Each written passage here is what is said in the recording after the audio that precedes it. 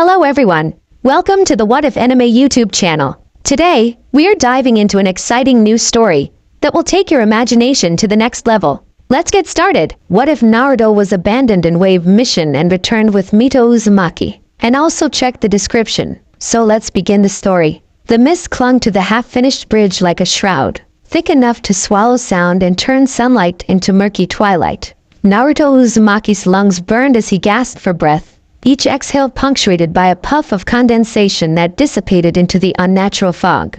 Blood trickled from a dozen shallow cuts across his orange jumpsuit, the fabric torn and blackened in places. Sasuke! Naruto's voice cracked as he called out, squinting through the haze for any sign of his teammate. The only answer was the distant clash of metal against metal. Kakashi-sensei still locked in combat with Zabuza somewhere beyond the veil of mist. The air around him shimmered with cold light. Ice mirrors encircled him in a perfect dome, each reflective surface holding the image of the masked hunter Nin who had pursued them since their arrival in the land of waves. Haku. That was the name Naruto had learned during their forest encounter days before. The boy with the gentle eyes and the heart of ice. Your determination is admirable. Haku's voice echoed from every direction at once, impossible to pinpoint. But this is where your mission ends.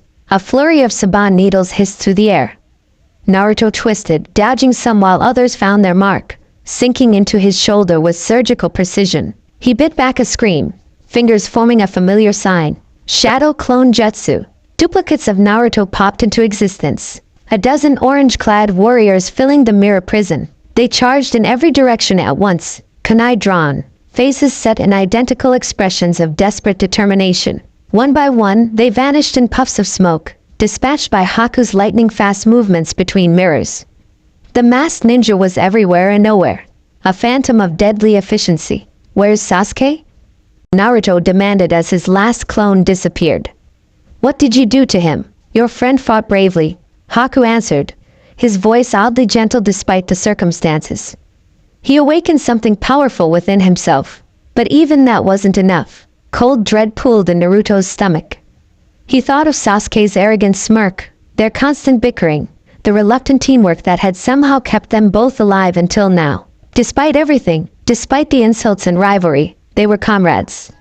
They were supposed to protect each other. Sasuke! Naruto shouted again, louder this time. Sasuke, answer me! Outside the mirror dome, beyond where Naruto could see, chaos reigned. Kakashi Hatake stood with his back to Tazuna the bridge builder, Sharingan eye exposed and tracking Zabuza's movements through the mist. Sakura hovered nearby, kunai clutched in wide-knuckled hands, guarding their client with fierce determination despite the fear etched across her face. And Sasuke Uchiha lay motionless on the cold concrete, body bristling with saban like a macabre pincushion, his newly awakened Sharingan eyes staring sightlessly at the sky. Kakashi-sensei. Sakura's voice was thin with panic. Sasuke's down. I think you might be. Stay with Tazuna. Kakashi barked, blocking Zabuza's massive sword with a kunai. The clash of metal sent sparks flying through the mist. I'll get to him when I can, but Naruto's still fighting that masked ninja. Sakura protested, tears streaming down her face. We have to help them. Blood dripped from a gash along Kakashi's arm as he weighed impossible choices in the span of a heartbeat. The mission was to protect Tazuna. Sasuke was critically injured, possibly dead. Naruto was trapped but still fighting. Zabuza was bearing down on them with renewed fury, and one wrong move would leave them all exposed. The mission comes first, Kakashi decided, voice tight with regret. We protect Tazuna, get Sasuke to safety, then circle back for Naruto. Inside the mirror prison, unaware of his team's decision, Naruto fought on. His body screamed in protest with every movement, saban jetting from his limbs, his chakra reserves dangerously low. But giving up had never been in his nature. I won't let you win, he growled, blue eyes fierce despite his injuries. My friends are counting on me. The old man Tazuna is counting on me. I won't fail them. Haku's masked face stared back from a dozen reflections. You fight for others. That gives you strength, but it also makes you vulnerable. I fight for Zabuza-san's dream. That makes me unstoppable. We'll see about that. Naruto formed the hand sign again, summoning what little chakra he had left. 3 more shadow clones appeared, noticeably less stable than before, wavering like mirages in the cold air. As they charged, Naruto's mind flashed back to the day Team 7 had been formed. Kakashi's words echoed in his memory. Asterisk, those who abandon their mission are trash, but those who abandon their comrades are worse than trash. Asterisk, they'll come for me, Naruto thought with absolute conviction. Asterisk, Kakashi-sensei, Sakura, even that jerk Sasuke. We're a team. They won't leave me behind. Asterisk, outside, the situation was deteriorating rapidly. Zabuza had unleashed a new water jutsu, forcing Kakashi to create an earth wall to shield Tazuna and Sakura. The Jonin's chakra reserves were dangerously low, his movements becoming fractionally slower with each exchange. We need to fall back, Kakashi decided, catching Sakura's eye. Can you carry Sasuke? Sakura nodded, though her slight frame seemed ill-suited to the task. What about Naruto? Kakashi's visible eye darkened. I'll create a diversion. You get Tazuna and Sasuke to safety. I'll try to reach Naruto. Try. Sakura's voice cracked. Go. Now. Kakashi's hands flashed through signs, summoning a pack of ninja hounds that burst from smoke to harry Zabuza. Sakura ran to Sasuke, tears blurring her vision as she began carefully removing the saban from his neck and chest. To her shock, his eyelids fluttered. As Sakura? His voice was barely audible. Sasuke-kun, you're alive. Relief crashed through her like a tidal wave. Naruto? Sasuke managed, trying and failing to sit up. Still fighting, Sakura answered, looping Sasuke's arm around her shoulders. Kakashi-sensei's going to help him. We need to get you to safety. Sasuke's eyes widened with something like panic. No, we can't leave him. Kakashi-sensei's orders, Sakura insisted, half dragging him toward Tazuna. He'll get Naruto. But Kakashi never made it to the ice prison. As he moved to engage Zabuza again, a massive explosion of chakra erupted from within Haku's mirrors. Chakra so potent and malevolent that it stopped everyone in their tracks. The mist itself seemed to recoil, swirling away from the epicenter of that burning energy. Inside the mirror dome, Naruto stood alone. His last clone had vanished, and Haku had him cornered. Through the ice, he caught a glimpse of movement. Sakura supporting a limping Sasuke, moving away from the bridge with Tazuna in tow. Kakashi was locked in combat with Zabuza, prevented from reaching him. Understanding crashed over Naruto like a wave of ice water. They were leaving. They were leaving him. So Haku said softly from behind his mask, it seems your precious comrades have chosen to abandon you. No. Naruto shook his head, denial rising like bile in his throat. No, they wouldn't. Kakashi-sensei said. Words are easy, Haku interrupted. Actions reveal truth. Look for yourself. Naruto did look, just in time to see Sakura, Sasuke, and Tazuna disappear into the mist at the far end of the bridge. Kakashi was still visible, still fighting, but making no move toward Naruto's prison. Something inside Naruto, something that had been cracked and mended and cracked again through years of loneliness and rejection, finally shattered completely. They left me, he whispered, the words tasting like ash. They actually left me, deep within Naruto, behind a seal that had contained it since the day of his birth. The nine-tailed fox stirred. It sensed its host's pain, his rage, his betrayal. Emotions so raw and powerful they weakened the barriers keeping the demon at bay. They never valued you. A voice rumbled within Naruto's mind, ancient and malevolent. They see only what they fear, what they hate. Let me show them what that truly means. Red chakra began to bubble around Naruto's body, hissing where it touched the icy mirrors. His wounds closed with audible sizzling sounds, Saban pushing out of healing flesh to clatter on the ground. His eyes, once bright blue, bled to crimson, pupils elongating into slits. Canines lengthened into fangs as nails hardened into claws. What is this?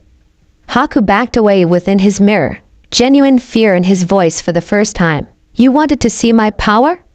Naruto growled, his voice overlaid with something inhuman. Fine. I'll show you my power.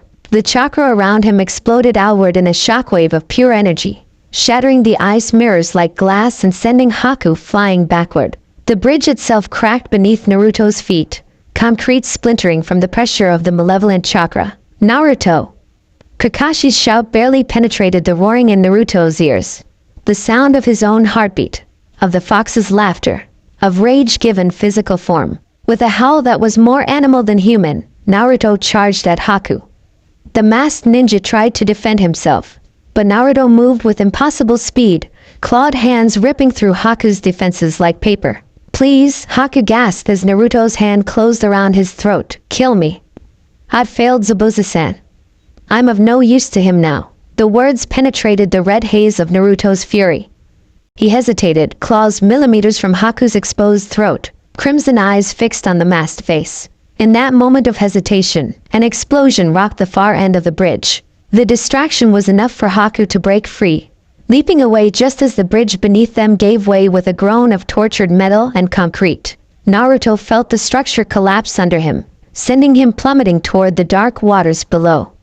The fox's chakra receded in his shock, leaving him suddenly exhausted and human once more. As he fell, he caught one last glimpse of the bridge above, of Kakashi reaching futilely toward where he had been standing moments before, expression hidden behind his mask. Then darkness claimed him, cold water closing over his head as consciousness slipped away. Hokage-sama, I take full responsibility for what happened. Hiruzen Sarutobi gazed at the jonin standing before his desk, noting the slumped shoulders and downcast eye that spoke of exhaustion and guilt. Kakashi Hatake had barely taken time to have his wounds treated before reporting directly to the Hokage's office, still caked in dried blood and bridge dust. Explain what happened, the third Hokage commanded, keeping his voice even despite the grave news he'd already received via messenger hawk.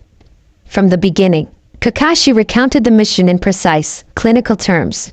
The ambush by the Demon Brothers, the revelation that their client had lied about the mission parameters, the first encounter with Zabuza Momochi and Haku, the training in the forest, and finally, the battle on the bridge. His voice faltered only when he reached the part about Naruto. Tactical assessment indicated that Tazuna and the injured Uchiha were the priorities for extraction, Kakashi said, his exposed eye fixed on some point over the Hokage's shoulder.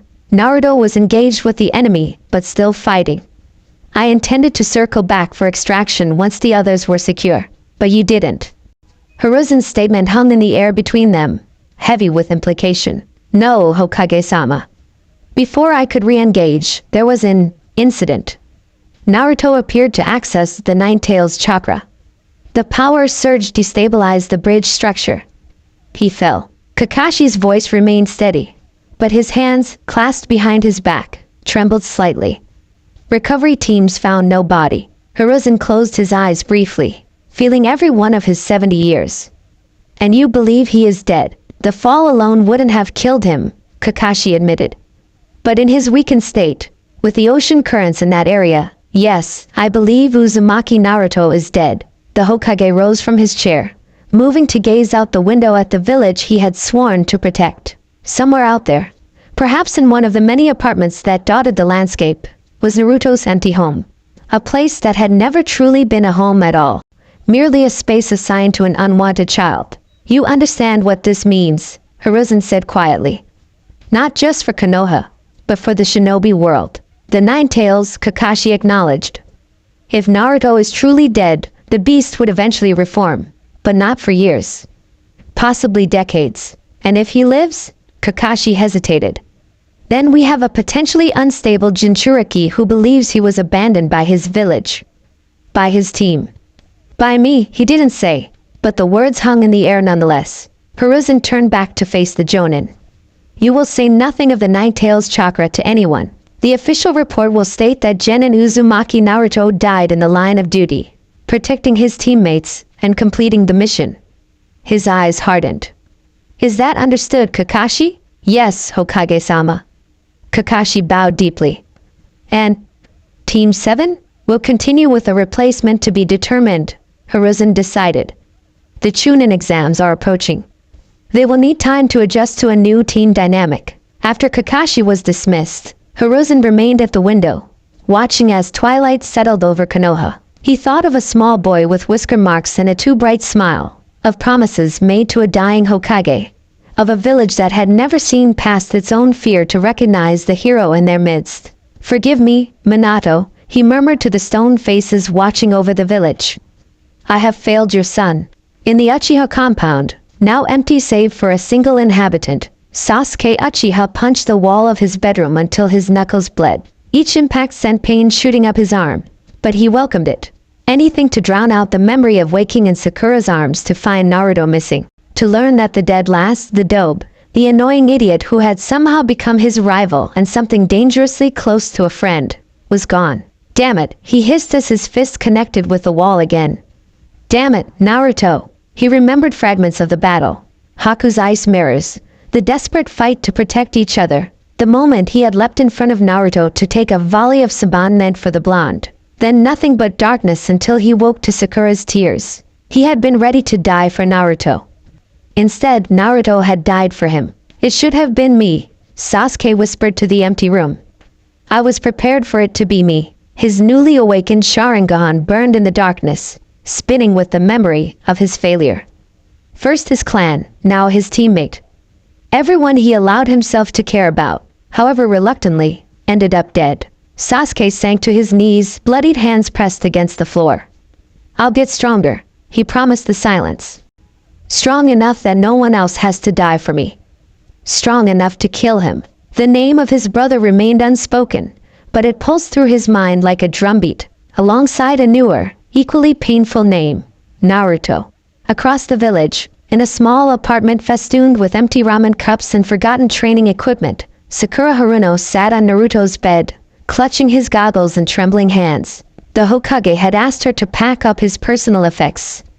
There was no family to claim them. No one who cared enough to sort through the detritus of a life cut short. So here she was, surrounded by evidence of a boy she had barely bothered to know. Photos taped haphazardly to the wall, mostly of Team 7, Naruto grinning widely in every shot while she gazed adoringly at Sasuke. A calendar with ramen scribbled across every Tuesday. A potted plant on the windowsill, somehow still alive despite its owner's absence. A stack of instant ramen cups in the cupboard, carefully arranged by flavor. "I'm sorry," Sakura whispered, tears falling onto the orange-tinted goggles in her hands. "I'm so sorry, Naruto." She thought of all the times she had hit him, yelled at him, dismissed him. The times she had called him annoying or useless or stupid. The genuine hurt in his blue eyes that she had always ignored, too focused on Sasuke to spare a thought for her other teammates' feelings. Now he was gone, and all she had left were regrets and a pair of goggles that still smelled faintly of instant ramen and boy sweat. "I should have been nicer to you," she told the empty apartment. "I should have been a better teammate." Outside, rain began to fall, gentle at first and then harder, drumming against the windows like tears. Consciousness returned to Naruto slowly, sensation filtering back in fragments. The softness of bedding beneath him. The smell of incense and old paper. The distant sound of water flowing. Pain dull and throbbing throughout his body. He forced his eyes open, wincing at the effort. A wooden ceiling came into focus, beams aged to a warm honey color. This wasn't the hospital in Konoha. It wasn't Tazuna's house in the land of waves. It wasn't anywhere he recognized. Asterisk where? Asterisk he tried to ask, but his throat felt like he'd swallowed sand, producing only a raspy croak. "You're awake." "Good." A woman's voice, unfamiliar yet somehow resonant in a way that made Naruto's chest tighten. He turned his head toward the sound, ignoring the protest of sore muscles. She sat beside his bed, straight-backed and elegant, hands folded in her lap. Long red hair, so vibrant it seemed to catch the lamplight like fire, was arranged in two buns with pins holding them in place. Her face was ageless, either young nor old, but timeless, with smooth, pale skin and dark eyes that held both warmth and steel. She wore a high-collared kimono in deep blue, marked with spiral patterns that tugged at something in Naruto's memory. "Who?" he managed, the single word rasping painfully. The woman reached for a cup of water on a nearby table, bringing it to Naruto's lips. He drank gratefully, the cool liquid soothing his parched throat. "Better?" she asked, setting the cup aside. Naruto nodded, pushing himself up on his elbows despite the protest of his battered body. "Who are you? Where am I?" "So many questions," the woman said with a small smile. but understandable ones. You've been unconscious for 3 days. 3 days? Naruto's voice cracked as he bolted upright, then immediately regretted it as pain lanced through his ribs. What about my team? The mission? Zabuza and that masked guy? The woman's expression darkened slightly. Your team completed their mission and returned to Konoha. They believe you dead. Naruto stared at her, uncomprehending. What? No, that can't be right. They wouldn't just leave me.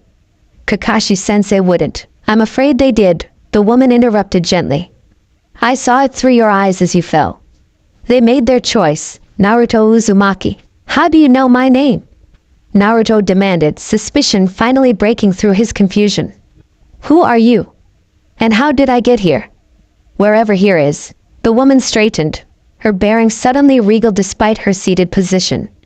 I know your name because I have been watching you since the day you were born. As for who I am, she met his gaze directly, dark eyes to blue. My name is Mito Uzumaki. Uzumaki? Naruto repeated, the name striking a chord deep within him. Like me? Yes, Mito confirmed. Like you? I was the wife of the first Hokage, Hashirama Senju. And like you, I was the Jinchuriki of the nine-tailed fox. Naruto's eyes widened to saucers. What? But you'd have to be dead? Mito's smile held a trace of amusement. Yes, technically I am.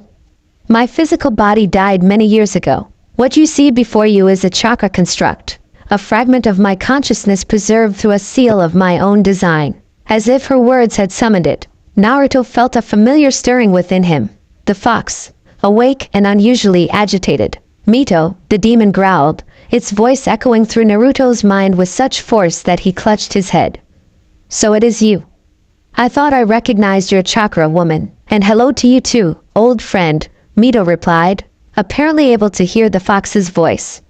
Still as charming as ever, I see. Naruto looked between his stomach, where the seal containing the fox was located, and the red-haired woman claiming to be his. What?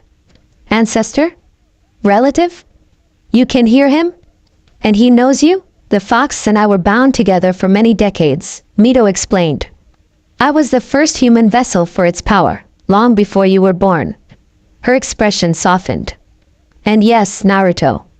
We are family. The Uzumaki clan was once numerous and powerful, known throughout the shinobi world for our sealing techniques, abundant chakra, and vitality. Your mother, Kushina, was my successor as the Nine-Tails Jinchuriki. My mother? Naruto felt as though the floor had dropped out from beneath him. No one had ever spoken to him of his parents before. The third Hokage had always deflected his questions, saying only that they had died during the fox's attack on the village. You knew my mother? I did, Mito confirmed, her voice warm with memory.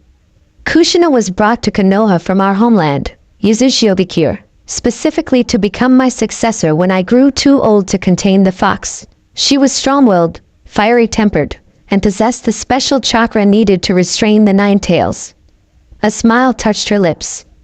You have her face, though your coloring comes from your father. Naruto's head was spinning. It was too much information at once. His clan, his mother, this woman who claimed to be his family yet had been dead for decades. And beneath it all, the raw wound of his team's abandonment, still fresh and bleeding. Why did you save me? He asked finally, voice small. And how? Mito reached out, her hand hovering just above his without quite touching, as though there were limitations to her corporeal form. Because you are family, Naruto. Because you have suffered enough. And because I created this pocket dimension, this echo of myself, for precisely this purpose. To aid the Jinchuriki who would come after me. She gestured around them, and for the first time, Naruto really looked at his surroundings. The room they were in was traditional in style, with paper screens and tatami flooring. But beyond the open doors he could see not a village or forest, but an endless expanse of swirling patterns, like a vast sea of living seals. This place exists outside normal space and time, Mito explained, following his gaze. I anchored it to my chakra before my death, creating a sanctuary where I could continue to exist in some form, waiting for the moment I would be needed. Her eyes returned to his face, searching. When you accessed the fox's chakra on that bridge, When your emotions breached the seal even momentarily, I was able to reach out and pull you here as you fell. So I'm dead? Naruto asked uncertainly. No, Mito assured him. Your physical body is here and very much alive. But we are separate from the flow of time in your world. Here, we can heal your wounds, both physical and otherwise. The implication hung in the air between them. Naruto drew his knees up to his chest, suddenly feeling very young and very alone despite the presence of this newly discovered relative. They left me, he whispered, the words still raw and painful. My team. My village. They just left me to die. A flash of something fierce crossed Mito's ageless face. Yes, she said simply. They did. The village has never truly seen you, Naruto. They see only what they fear, the fox sealed within you. But Kakashi-sensei knows about the fox, Naruto protested weakly. He still abandoned me. People are complex, and fear is a powerful motivator, Mito replied, her voice gentle but her eyes hard. Your sensei made a choice. He chose the Uchiha boy and the mission over you. Naruto flinched as though struck. It hurt because it was true. He had seen it with his own eyes. Seen Sasuke and Sakura and Tazuna disappearing into the mist. Kakashi making no move to reach him. The knowledge settled in his chest like a stone, cold and immovable. So what happens now?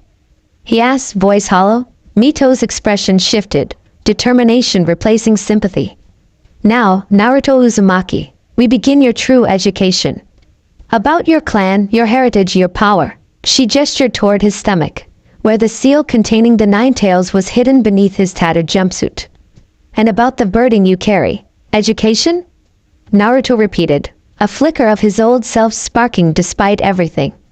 You mean like training? You're going to train me? I'm going to do more than train you, Mito corrected, a smile playing at the corners of her mouth.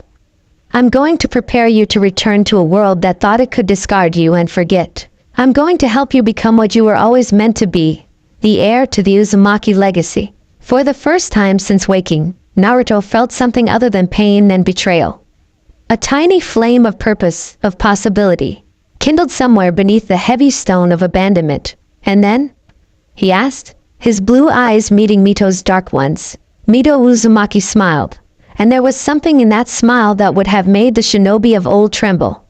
The smile of a woman who had contained the most powerful of the tailed beasts through sheer force of will, who had helped shape a village and preserve her clan's legacy against impossible odds. And then, she said simply, we return. Dawn broke differently in this place. Instead of sunlight gradually painting the horizon, the entire dimension simply shifted, the swirling patterns beyond the windows brightening to a luminescent azure that bathed everything in ghostly blue light. Naruto sat cross-legged on a worn tatami mat, watching as Mito Uzumaki prepared tea with graceful, practiced movements. You're staring, she noted without looking up, a slight smile curving her lips as she poured steaming water over fragrant leaves. Sorry. Naruto rubbed the back of his neck, a nervous habit he couldn't seem to shake. It's just, this is also overwhelming? Mito suggested, sliding a ceramic cup toward him. The tea inside shimmered with flecks of gold, smelling of jasmine and something unidentifiable, almost electric. Yeah. Naruto accepted the cup but didn't drink, his blue eyes fixed on the red-haired woman. You said we're family? That you knew my mother. That you were like me. The words tumbled out in a rush. I need to understand. Mito set her own cup down with a decisive click. Yes, you do. Your ignorance wasn't your fault, but it has left you vulnerable. Her dark eyes, sharp as kunai, assessed him. What do you know of the Uzumaki clan? Naruto's shoulders slumped. Nothing. Just my name. His fingers brushed unconsciously against the orange spiral on his jumpsuit. And this symbol. The old man, the third Hokage, said all Konoha shinobi wear it to honor an old alliance. But he never explained. An old alliance, Mito repeated, and something ancient and bitter flickered across her face. Yes, I suppose that's one way to put it. She rose in a single fluid motion. Come with me. She led Naruto through sliding paper doors into a vast circular chamber. Unlike the residential spaces with their traditional furnishings, this room was dominated by a massive seal array etched into the wooden floor. spiraling patterns that seemed to pulse with faint chakra. Along the walls hung scrolls covered in script too complex for Naruto to decipher, interspersed with faded battle banners bearing the same spiral symbol he wore. This, Mito said, gesturing to the space around them, is the legacy of Uzumaki, the village hidden in the whirlpool, and the Uzumaki clan who ruled it. Naruto turned in a slow circle, mouth slightly agape. An entire village? But I've never heard of it, because it no longer exists. Mito's voice hardened. At least, not in your time. She knelt by the central seal and pressed her palm to it. The array flared with sudden light, and the air above it shimmered, coalescing into a three-dimensional image, an island rising from turbulent waters, buildings with red-tiled roofs cascading down lush hillsides, massive stone archways carved with spirals spanning the churning whirlpools that gave the village its name. Whoa! Naruto breathed, reaching out to touch the floating image. His fingers passed through it, sending ripples through the light construct. Our home, Mito said softly. Uzumaki was feared and respected throughout the shinobi world for its sealing techniques. Fuinjutsu so powerful that some called it magic rather than ninjutsu. The Uzumaki were its heart, blessed with extraordinary chakra reserves, longevity, and vitality. The image shifted, showing red-haired people moving through streets, training in courtyards, working over scroll-covered tables. Their faces blurred in and out of focus, as though the memory couldn't quite capture their features. They look like you, Naruto said, watching a group of children with flaming red hair playing with sealing tags that burst into harmless, multicolored sparks. And you look like them, Mito corrected gently. The blonde hair comes from your father, but your face, your chakra, your stubborn will, those are pure Uzumaki. The image changed again, darkening as storm clouds gathered over the village. Mito's voice took on a storyteller's rhythm, weaving the tale as the projection illustrated her words. I was born nearly a century before you, Naruto, eldest daughter of the clan head. From childhood, I showed exceptional talent for Fuinjutsu, developing seals that could store vast quantities of chakra, that could bind even-tailed beasts.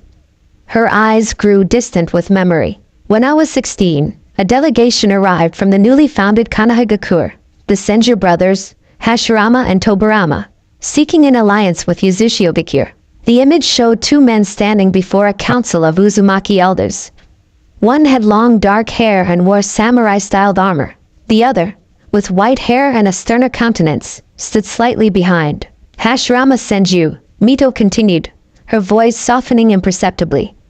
The god of shinobi, they called him. A man who could make forests grow with a thought, who sought to end the bloody clan wars by creating the first hidden village. And my husband, though I didn't know it then. Naruto's eyes widened. You married the first Hokage? The alliance was to be sealed with marriage, Mito nodded. I was the chosen bride. It was political at first. I went to Konoha as both wife and ambassador, bringing Uzumaki's sealing knowledge to help strengthen the village's defenses. A rare smile touched her lips. But Hashirama was difficult to resist. So full of light and hope, even in that bloody era. Love followed, in time. The projection shifted to show a younger Mito standing beside Hashirama on a cliff overlooking a fledgling Konoha, far smaller than the village Naruto knew. Together we helped build your village, Naruto. The Great Barrier Seals protecting Konoha? Uzumaki work. The Academy training system? Based on how we taught our children. Even the symbol you wear. She reached out to touch the spiral on his jacket, her fingers passing through the fabric like mist. Was placed on all Konoha shinobi uniforms to honor our alliance. Naruto looked down at the spiral with new eyes. So every ninja in Konoha wears my clan symbol. But nobody told me? Nobody told me I had a clan? The injustice of it burned in his chest. They feared what you might learn, Mito said simply. About your heritage, about the fox, about why both were sealed within you. The image above the seal array shifted again, growing darker. A massive figure appeared, 9 writhing tails lashing behind a vulpine form of living chakra, roaring with such silent fury that Naruto could almost hear it echoing in his bones. Within him, the real 9 tails stirred restlessly. Kurama, Mito said, and the image of the beast seemed to flinch slightly at the name. Who? Naruto asked, confused. The 9-tailed fox has a name, though few have ever bothered to learn it. Kurama. Mito's gaze moved to Naruto's stomach, where the seal keeping the fox contained was hidden beneath his clothes. One of 9-tailed beasts, fragments of an ancient chakra entity, each sealed into human hosts over the generations. Inside Naruto's mindscape, the 9 tails, Kurama, snarled. "Do not speak of me as though we were friends, Mito Uzumaki. You were my jailer, nothing more." Mito's lips quirked, apparently hearing the beast's protest. "We were together for over 40 years, Kurama. Longer than most marriages last. I'd say that makes us at least acquaintances." The fox's growl reverberated through Naruto's skull, making him wince. "After Konoha's founding, my husband fought a legendary battle against Madara Uchiha at what would later be called the Valley of the End," Mito continued, as the image shifted to show 2 titans clashing, one commanding wood, the other a massive blue spectral warrior. Madara had found a way to control Kurama, using the beast as a weapon. When Hashirama finally defeated him, the fox was left rampaging, unable to distinguish friend from foe. The projection showed the 9 tails tearing through forests, crushing mountains with sweeps of its tails. "Someone had to contain it," Mito said simply. "I had the sealing knowledge and the special chakra unique to our clan. So I became the first Jinchuriki of the 9-tailed fox." The image shifted to show Mito, looking much as she did now, standing before the colossal beast. Golden chains erupted from her back, wrapping around the fox as she formed complex hand seals. Light blazed, and then the fox was gone, a spiral seal visible on Mito's stomach through her torn robes. "What was it like?" Naruto asked quietly, his hand unconsciously moving to his own seal. Mito's expression grew distant. "Painful. Terrifying. Imagine containing a natural disaster within your soul, a being of such hatred and power that it could level mountains with a thought. In those early days I feared sleep, knowing Kurama would try to influence my dreams, to find weaknesses in the seal." "Yeah," Naruto muttered. "The nightmares." Mito nodded in understanding. "But in time, we reached an accommodation. Not friendship. Kurama is too proud for that, and I was his prison. But a mutual respect of sorts. I learned that the strongest chains are not made of chakra." "What do you mean?" "When I first sealed the fox within me, I used all my technical skill, all the sealing mastery of the Uzumaki clan. But what truly kept Kurama contained was something else." Mito's dark eyes caught and held Naruto's. "Fill yourself with love, Naruto. Only that can counter the fox's hatred, can keep you whole despite the burden you carry." The words struck something deep within Naruto, a chord of longing that had vibrated through his entire lonely life. The projection above the seal array flickered, then shifted again.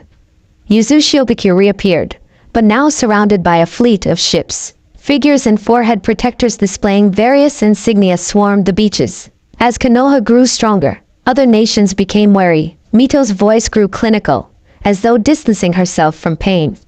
"They feared what Hashirama could do with his wood release. They feared what I could do with my seals. But most of all, they feared what would happen if the Uzumaki clan's full might joined Konoha's forces." Naruto watched in growing horror as the projected image showed multiple ninja armies converging on the island village. Shinobi wearing headbands from Kuri, Kumo, and other villages he didn't recognize. "They came at dawn," Mito said quietly.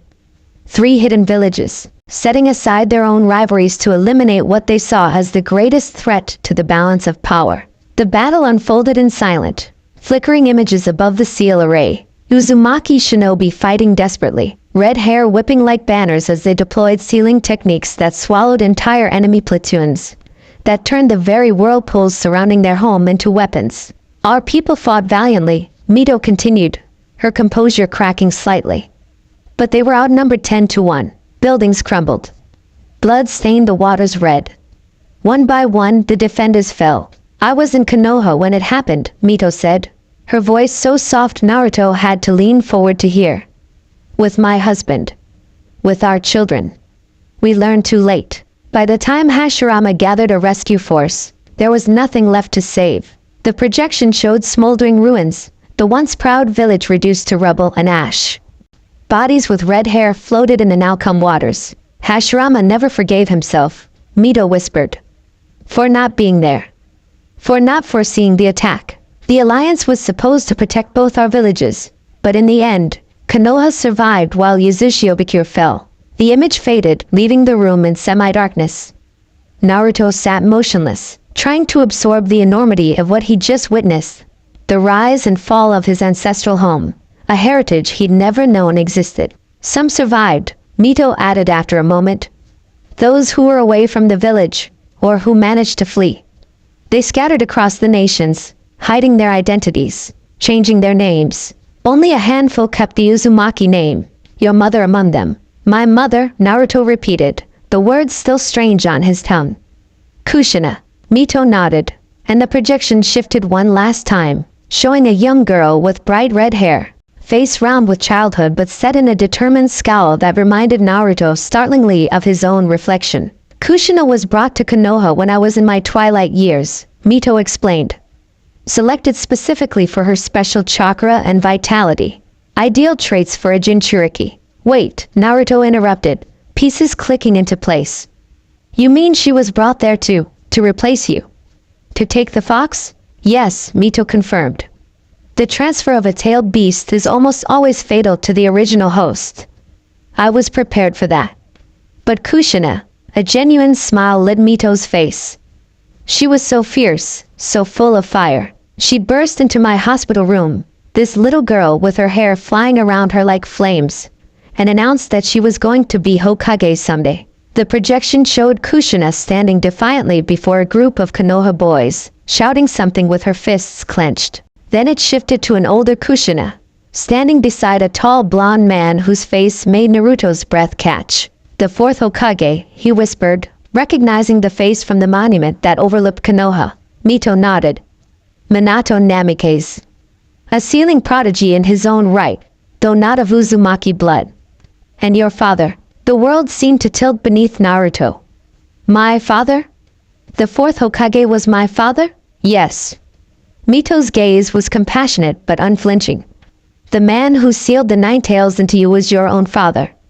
The man whose legacy you've lived in the shadow of, without ever knowing it. Naruto's mind spun, memories flashing, the cold glares of villagers, whispers that followed him, the forced stone face watching over a village that had scorned his own son. The bitter irony of it caught in his throat like glass. Why? He managed finally. Why would he do that to his own kid? Because he believed in you, Mito said simply. Because he and Kushina both believed that one day, you would master the fox's power in ways they never could. Because there was no one else he would trust with such a burden. But why didn't anyone tell me? Anger flared, hot and bright. Why was I alone? Why did everyone look at me like I was some kind of monster? Fear, Mito answered, her voice hardening. And politics. The third Hokage thought he was protecting you by hiding your parentage. If Minato's enemies knew he had a son, you would have been targeted from infancy. As for the fox, she shook her head. Hiruzen forbade anyone from speaking of it, hoping you could have a normal childhood, a foolish hope. People fear what they don't understand, and they pass that fear to their children like a poison. The projection faded completely, leaving only the pulsing seal array illuminating the chamber. Mito rose to her feet in a single graceful movement. Enough history for now, she declared. It's time you began learning what it truly means to be an Uzumaki. Naruto sprawled face down on the wooden floor, sweat dripping from his brow, lungs burning. 5 feet away, a leaf remained stubbornly still on the ground, refusing to so much as twitch despite his hours of effort. Again, Mito commanded from where she knelt at the edge of the training space, her back straight as a blade. I can't, Naruto groaned into the floorboards. I've been at this for hours. 6 hours, Mito corrected without sympathy. An Uzumaki of your age should have mastered this exercise in 4. Sit up. With a monumental effort, Naruto pushed himself upright, glaring at the innocent-looking leaf. What's the point of this, anyway? I thought you were going to teach me awesome sealing jutsus and how to control the 9. I mean, Kurama's power. Fuinjutsu requires precision, Mito replied, implacable. Precision requires control. Your chakra spills from you like water from a broken dam. Before you can learn to write sealing script with chakra, you must learn to make a single leaf rise with nothing but your will, and the exact amount of energy needed. No more, no less. Naruto scowled, focusing on the leaf again. He performed the tree walking and water walking exercises with Kakashi. But this was different. Those techniques allowed for adjustments, for learning through trial and error. This exercise demanded exactitude from the start.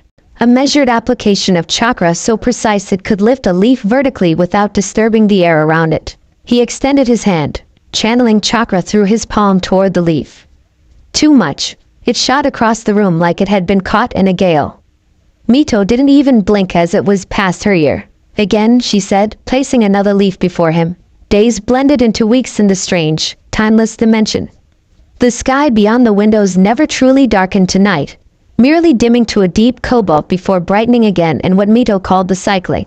Naruto lost track of how many cycles had passed since his arrival, marking time instead by the incremental progress of his training. The leaf exercise gave way to more complex chakra-controlled drills, balancing kunai on fingertips using only chakra, writing characters in water without breaking the surface tension, maintaining a constant flow of energy through conductors that would shatter if the flow surged or ebbed. Only after Naruto could perform these tasks without conscious thought did Mito finally begin teaching him the basics of Fuinjutsu. The secret, she told him as they knelt before a blank scroll, brushes poised over inkstones, is understanding that a seal is not just a drawing, but a conversation between your will and the fabric of reality. Naruto frowned in concentration, trying to replicate the flowing characters Mito demonstrated, part calligraphy, part mathematical formula, part abstract art. His first attempts were disastrous, the characters blurring into messy stains that sometimes smoked ominously before Mito quickly neutralized them. Your hand is too tense, she observed.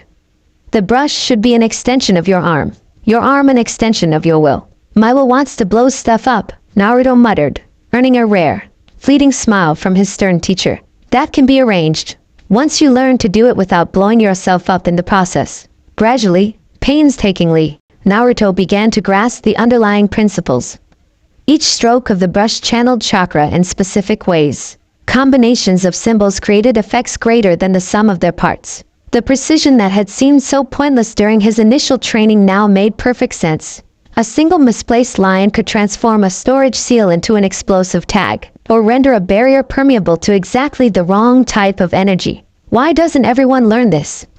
He asked one day, as he successfully completed a basic storage seal that could hold twice the volume of standard Konohashu storage scrolls. Few have the patience, Mito answered, inspecting his work with critical eyes.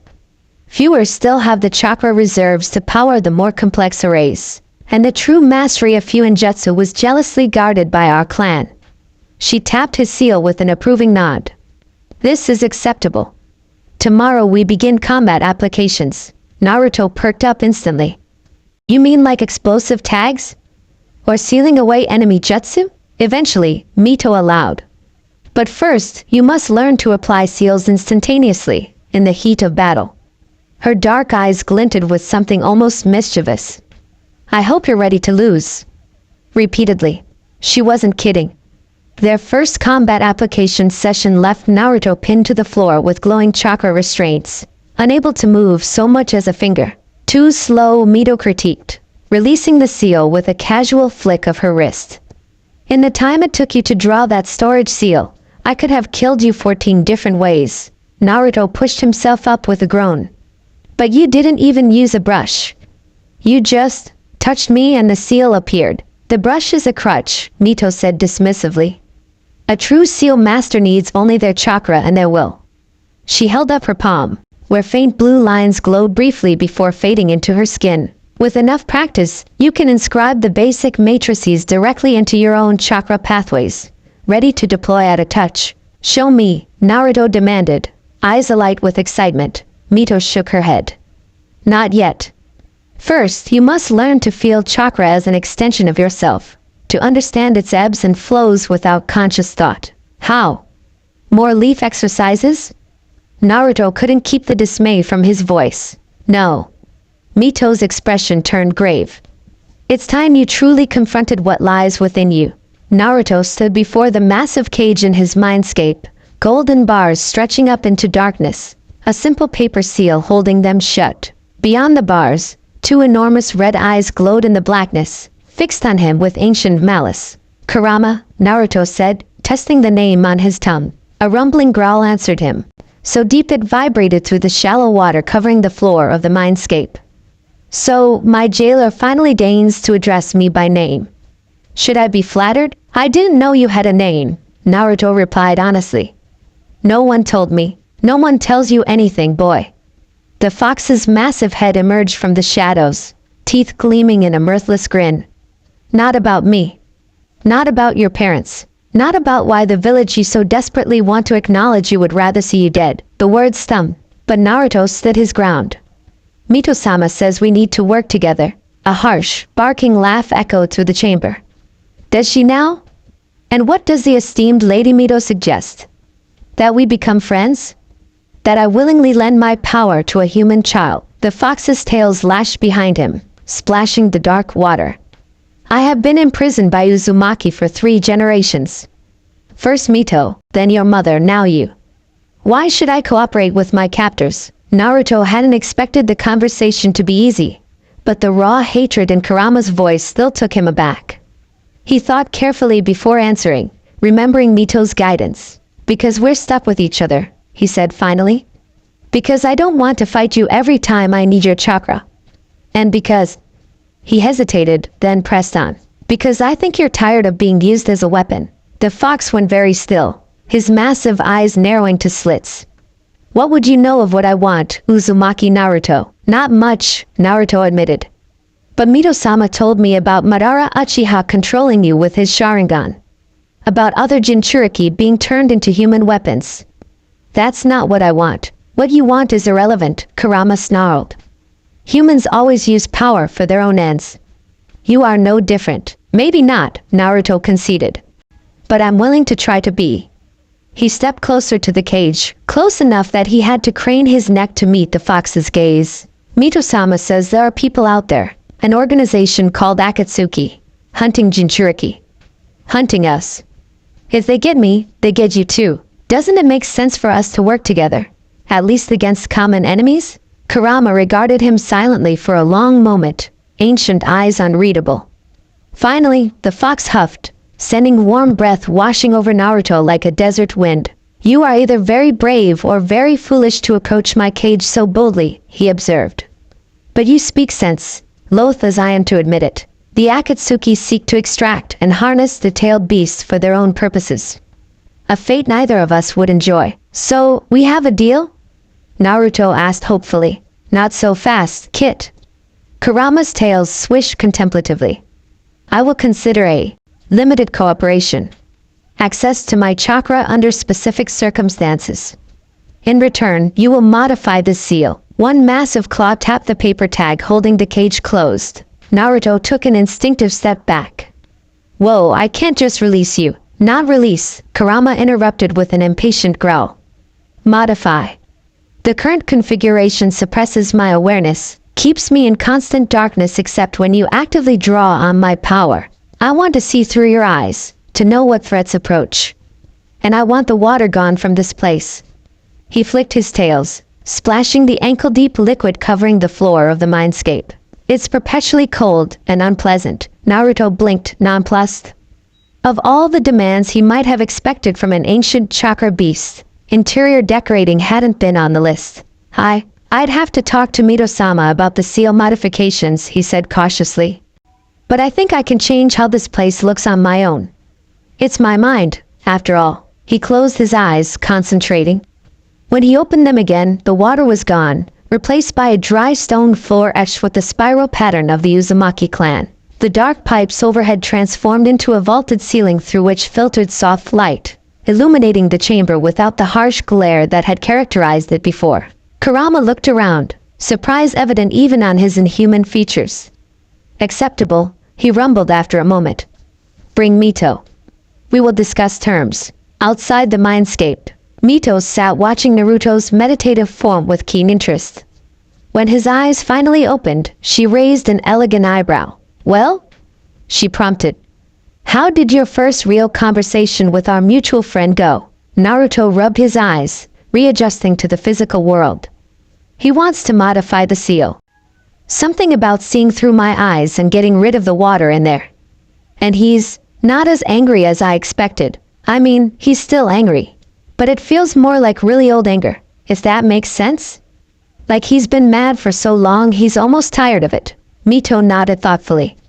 Kurama has nursed his grudges for centuries. But beneath the hatred is a being capable of reason, even wisdom in his fashion. She rose gracefully. Show me the seal. We'll see what can be done. Naruto lifted his shirt, channeling chakra to make the seal appear on his abdomen. Mito studied it with critical eyes, occasionally murmuring to herself. Minato's work, she said finally. Elegant in its way, but designed in haste, under terrible circumstances. The 8 trigram seal is fundamentally sound, but there are modifications we could make without weakening its core purpose. She pressed her palm to the seal, eyes closing in concentration. Naruto felt a strange resonance, as though a tuning fork had been struck somewhere deep inside him. Yes, Mito decided, withdrawing her hand. We can adjust the sensory parameters without compromising the containment matrix, but it will require precision work over several sessions, and your full cooperation with both me and Kurama. I'm ready, Naruto said immediately. Mito gave him one of her rare smiles. I know you are. But first, she strode to a cabinet and withdrew a slender box. Inside, nestled on faded red silk, lay a brush with a handle of polished bone and bristles that seemed to shimmer with their own inner light. This was mine, when I was your age, she said, offering him the box. Made from the tailbone of a white dragon and the hair of a forest spirit, or so my father claimed. More likely exotic but mundane materials, enhanced with sealing techniques. But it served me well in my studies. Naruto accepted the box with uncharacteristic reverence, understanding that this was more than a tool. It was a piece of his heritage, a connection to the clan he'd never known. Thank you, he said, voice rough with emotion. I'll take good care of it. See that you do, Mito replied, her tone brisk again. Now we should discuss the time dilemma. Naruto glanced up, confused. Time dilemma? Mito gestured to the space around them. The traditional house nestled within its own pocket dimension, the swirling patterns visible beyond every window. This place exists outside normal space-time, as I told you when you arrived. But it is not eternal. It was anchored to my original life force, which has been fading since my physical death decades ago. What does that mean? Naruto asked, setting the brush box carefully aside. It means we have limited time before this dimension collapses, and we must return to your world. Mito's expression grew serious. The good news is that time passes differently here. Weeks here might be only days in the outside world. We can compress years of training into months, if you're willing to work without rest. Naruto's jaw set in determination. I am. The bad news, Mito continued, is that I cannot predict exactly when the collapse will begin. It could be a month from now. It could be a year. But when it starts, we will have very little warning. And then what happens? Naruto asked. We just appear back in the real world? That is the plan, Mito confirmed. I've designed the dimensional anchor to return us to a specific location when it fails, the ruins of Uzumaki. From there, we can make our way to wherever we choose. Naruto's mind raced with implications. So I could go back to Konoha? Let everyone know I'm alive? Mito studied him with those ancient, knowing eyes. You could. The question is, should you? And if so, how? As the same Naruto they abandoned, or as something new? Something they never expected you to become? The questions hung in the air between them, challenging, provocative. Naruto thought of Team 7 walking away, of the village that had scorned him, of all he'd learned about his heritage in these strange, timeless days. I want to go back, he said slowly. Not right away. Not until I'm ready. But eventually, I want them to see who I really am. Who I was always meant to be. He met Mito's gaze squarely. I want to go back as an Uzumaki. Mito nodded, satisfaction gleaming in her dark eyes. Then we have work to do. Jiraiya of the Sannin, Toad Sage of Mount Myoboku, self-proclaimed super pervert and author of the infamous Aika Aika series, stood before the third Hokage's desk with an expression that would have shocked anyone familiar with his usual carefree demeanor. No trace of humor softened his features. No hint of lechery brightened his eyes. In their place was something cold and dangerous. A reminder that beneath the clownish exterior lurked one of the most formidable shinobi alive. What happened? The words fell into the silent office like stones, each syllable weighted with barely contained fury. Hiruzen Sarutobi looked every one of his 70 years as he met his former student's gaze. Sit down, Jiraiya. I've been sitting for 3 days straight, racing back from the land of rivers after your message. Jiraiya shot back. I'll stand. Now tell me how my godson, Minato and Kushina's son, ended up dead on a C-rank mission that should have been routine training for a genin team. The Hokage sighed, reaching for his pipe with hands that seemed friendlier than Jiraiya remembered. The mission was mistakenly classified. What should have been a C-rank escort duty turned out to involve a missing nin from Kuri, Tsubosa Momochi, and an accomplice with a bloodline limit. And Kakashi couldn't handle that? Jiraiya's voice dripped with skepticism. The great copy ninja, with his 1,000 jutsu? Kakashi did what he could, Hiruzen defended, though without much conviction. He made a tactical decision to prioritize the client and the injured Uchiha boy. Naruto was engaged with the second enemy. By the time Kakashi could attempt extraction, there was an incident. Jiraiya's eyes narrowed. What kind of incident? Hiruzen hesitated, then reached a decision. The Nine Tails chakra manifested, briefly but powerfully. It destabilized the bridge they were fighting on. Naruto fell. He met Jiraiya's gaze directly. Recovery teams found no body. And the seal? Jiraiya demanded. Any sign it was breaking? Any indication the fox might have escaped? None, the Hokage admitted. But if Naruto drowned or was otherwise killed while drawing on the Nine Tails chakra? Jiraiya cursed viciously, turning to pace the length of the office.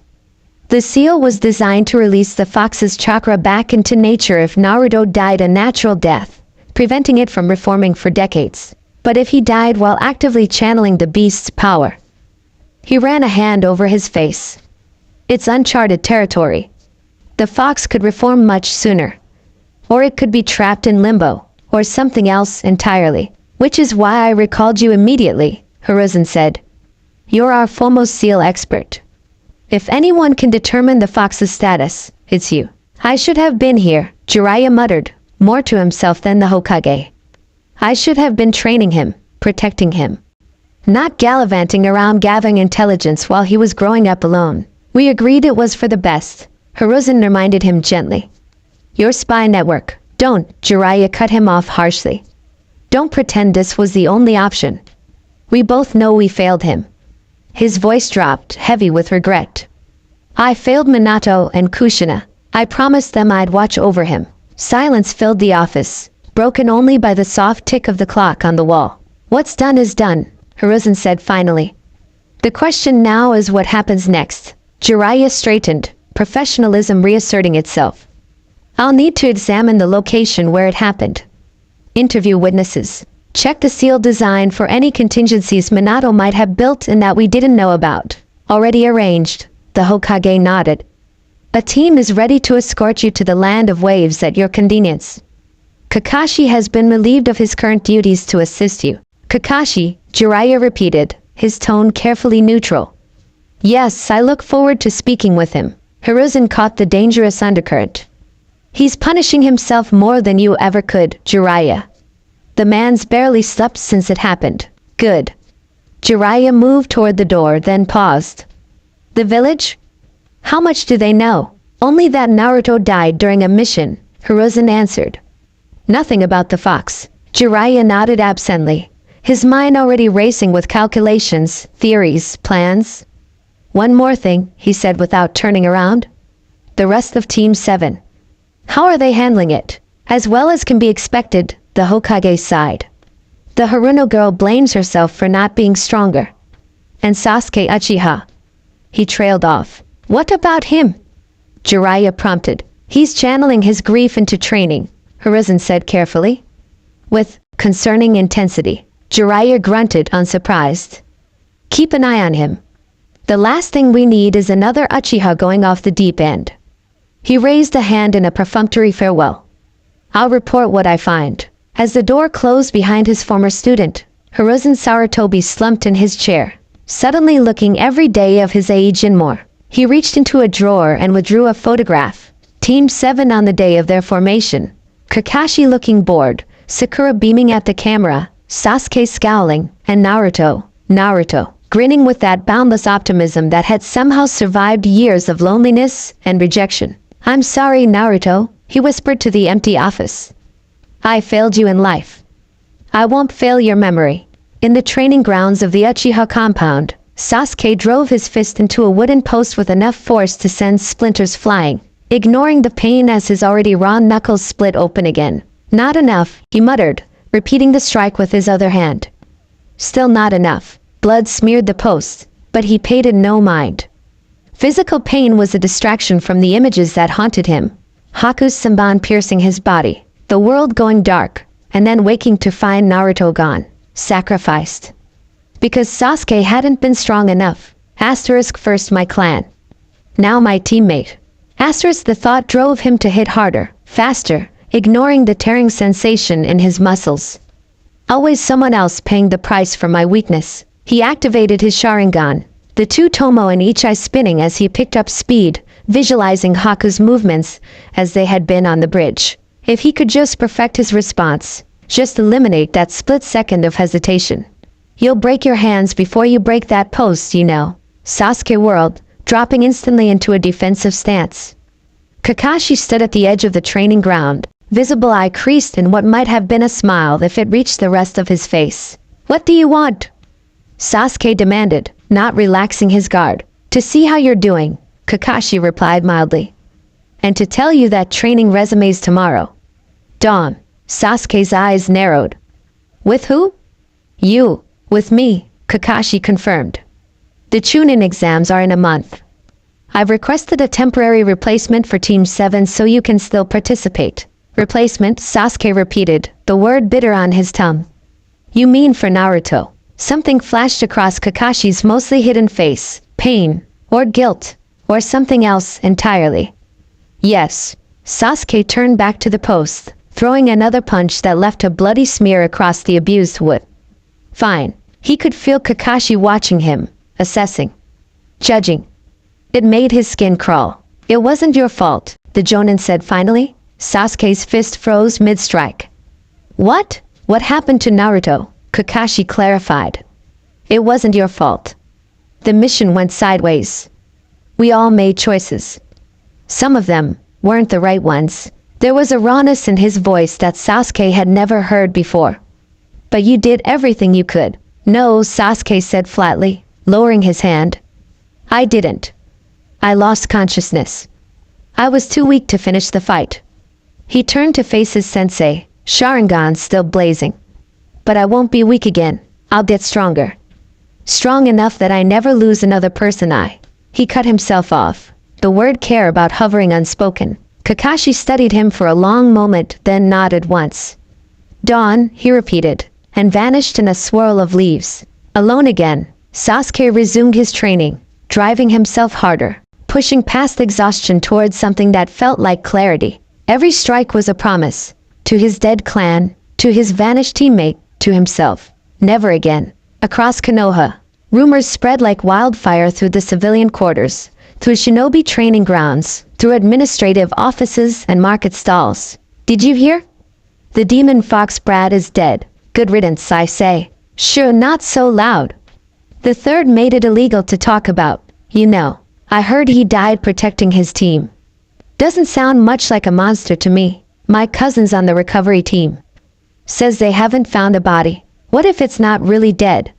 What if it just went back to wherever demons come from?" In a small weapons shop, a brown-haired girl with twin buns slammed her fist on the counter, startling the gossiping customers. "His name was Naruto Uzumaki," Tenten said fiercely. "And he was a Konoha shinobi who died on a mission.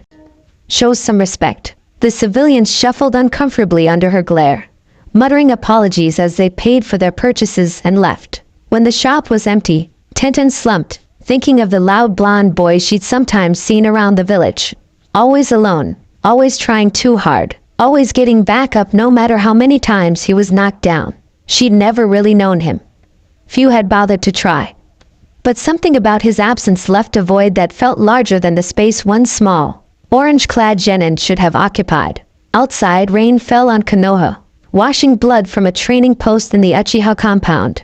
soaking into the empty flower beds of an abandoned apartment, beating on the surface of a stone monument where a father's face watched over the village that had failed his son. And far away, in a pocket of reality where time flowed to its own rhythm, Naruto Uzumaki forged chains of golden chakra that could bind a tailed beast. His face set in lines of concentration that would have shocked anyone who had known the hyperactive prankster of weeks before.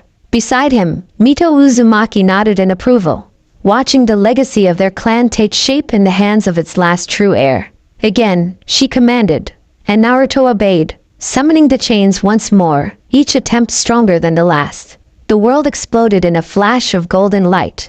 Naruto's arms trembled with effort, sweat cascading down his face as luminous chains erupted from his back, twisting through the air like living things. They lashed out with precision, wrapping around the dozen wooden targets Mito had arranged throughout the training chamber. For a breathless moment, they held, binding, constricting, glowing with raw power. Then, with a sound like shattering glass, they disintegrated, dissolving into particles of light that faded like dying fireflies. Naruto crashed to his knees, gasping. "Damn it! Better," Mito observed coolly from her position at the edge of the chamber. She moved with liquid grace, circling him, her crimson hair catching the strange blue light that filtered through the windows. "The manifestation is stronger." The chains held for 6 seconds this time. Not good enough. Naruto slammed his fist against the wooden floor, the impact sending jolts of pain up his arm. "My mom could maintain them indefinitely. Your mother had years of practice." Mito's voice softened a fraction. "You've been at this for weeks. We don't have years." Naruto shot back, rising to his feet with a grimace. His muscles screamed in protest. They'd been at this for hours, and his chakra reserves, vast as they were scraping bottom. "You said it yourself. This place is running out of time." Mito's dark eyes flashed. In a heartbeat, she was in front of him, moving so fast he couldn't track her. Her palm pressed against his chest, and Naruto felt a surge of foreign chakra, ancient, powerful, somehow both scorching and ice-cold. It rocketed through his system like lightning, and he staggered back with a startled yelp. "What was that for?" "To prove a point." Mito folded her arms, looking down at him with that imperious stare that still made him feel about 2 feet tall. "I just injected a fraction of my remaining chakra into your system. Tell me what you feel." Naruto blinked, focusing inward. The foreign energy swirled inside him, distinct from his own, denser, more refined, controlled in a way his wild reserves had never been. "It's contained," he said slowly.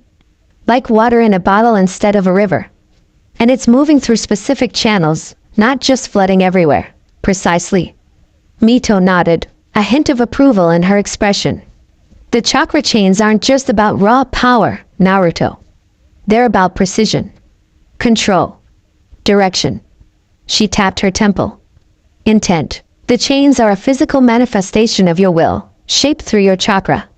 Kushina excelled because her will was unbreakable, not because her reserves were limitless. Naruto absorbed this, something clicking into place.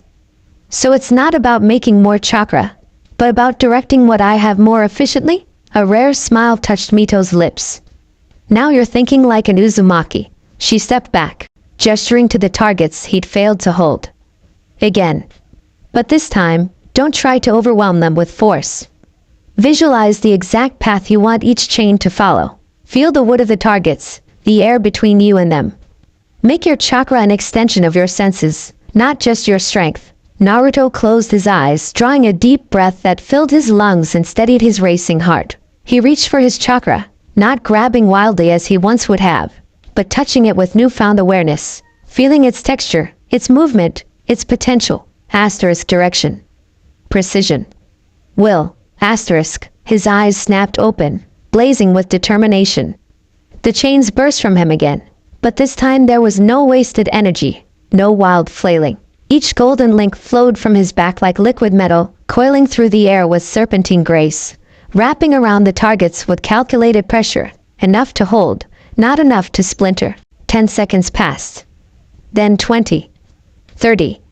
The chains hummed with power, their glow illuminating Naruto's face, catching the fierce grin that spread across his features. "I'm doing it!" he exclaimed, then immediately grimaced as his concentration wavered, the chains flickering briefly. "Focus," Mito commanded, but there was unmistakable satisfaction in her voice. "Hold it for 1 full minute, then release. Don't let them collapse." Sweat beaded on Naruto's forehead as he maintained the technique, feeling each individual chain as an extension of himself. When 60 seconds had passed, he exhaled slowly and visualized the chains retracting, not breaking, but returning to him. The golden links unwound smoothly from their targets, flowing back into his body like streams of light. The moment the last chain vanished, Naruto pitched forward, utterly spent. Mito caught him before he hit the floor, her grip surprisingly solid for someone who existed as a chakra construct. "Well done," she murmured, and the simple praise filled him with more warmth than any of Iruka-sensei's enthusiastic compliments ever had. "Can we take a break now?" Naruto panted, managing a weak smile. Mito helped him to a sitting position, then produced a small ceramic bottle from her sleeve. "Drink this. It will help restore your chakra more quickly." The liquid inside tasted like liquid sunshine, sweet and warm and somehow sparkling with energy. Naruto felt it spread through his system, rejuvenating him from the inside out. "What is this stuff?" he asked, eyeing the bottle with newfound respect. "An Uzumaki recipe," Mito replied. "Herbs and seal-infused honey, prepared with chakra-conductive water from the springs of Uzumaki." A shadow crossed her face. "One of many secrets lost when our village fell, but not lost completely," Naruto pointed out. "You remember it. You can teach me." Mito settled beside him, her posture perfect even in repose. "Yes. That is why this pocket dimension exists, to preserve what would otherwise be forgotten." She studied him thoughtfully. "You've made remarkable progress in these past weeks, Naruto. Your chakra control has improved tenfold. Your understanding of basic sealing is solid. And now, the chakra chains. Still not good enough to beat you though." Naruto grinned, some of his old cheeky attitude resurfacing now that his energy was returning. "Few are," Mito replied with serene confidence that wasn't quite arrogance, just the statement of fact. "But you're ready to advance to the next stage of your training." Naruto perked up instantly. "Really? What's next? More complex seals? Combat applications? Ooh, are you finally going to teach me how to make those explosion tags that can level a mountain? More fundamental than that." Mito's expression grew serious. "It's time you truly learned to work with Kurama." The excitement drained from Naruto's face, replaced by wariness. "We've been talking. Sort of. But he's not exactly friendly. Nor should you expect him to be," Mito said sharply. "Kurama has been passed from one jailer to another for generations, used as a weapon, treated as a mindless beast. His distrust is earned." Her voice softened slightly. "But if you are to master the full potential of an Uzumaki Jinchuriki, you must find a way past that distrust." Naruto's brow furrowed. "How?" "He hates humans, especially Uzumaki, not hatred. Resentment." Mito rose smoothly to her feet. "Come. We'll need the seal chamber for this." The central chamber of Mito's pocket dimension glowed with ethereal light, the massive seal array on the floor pulsing in rhythm with Naruto's heartbeat as he sat cross-legged at its center. Mito knelt opposite him, her hands forming a complex series of signs. "This modified array will allow me to enter your mindscape with you," she explained, her fingers never faltering in their intricate dance. "To facilitate a proper negotiation between you and Kurama." "Negotiation?" Naruto repeated skeptically. "With a giant fox demon who'd probably eat me if he could." Mito's eyes flashed. "That attitude is precisely why you've made so little progress in this area.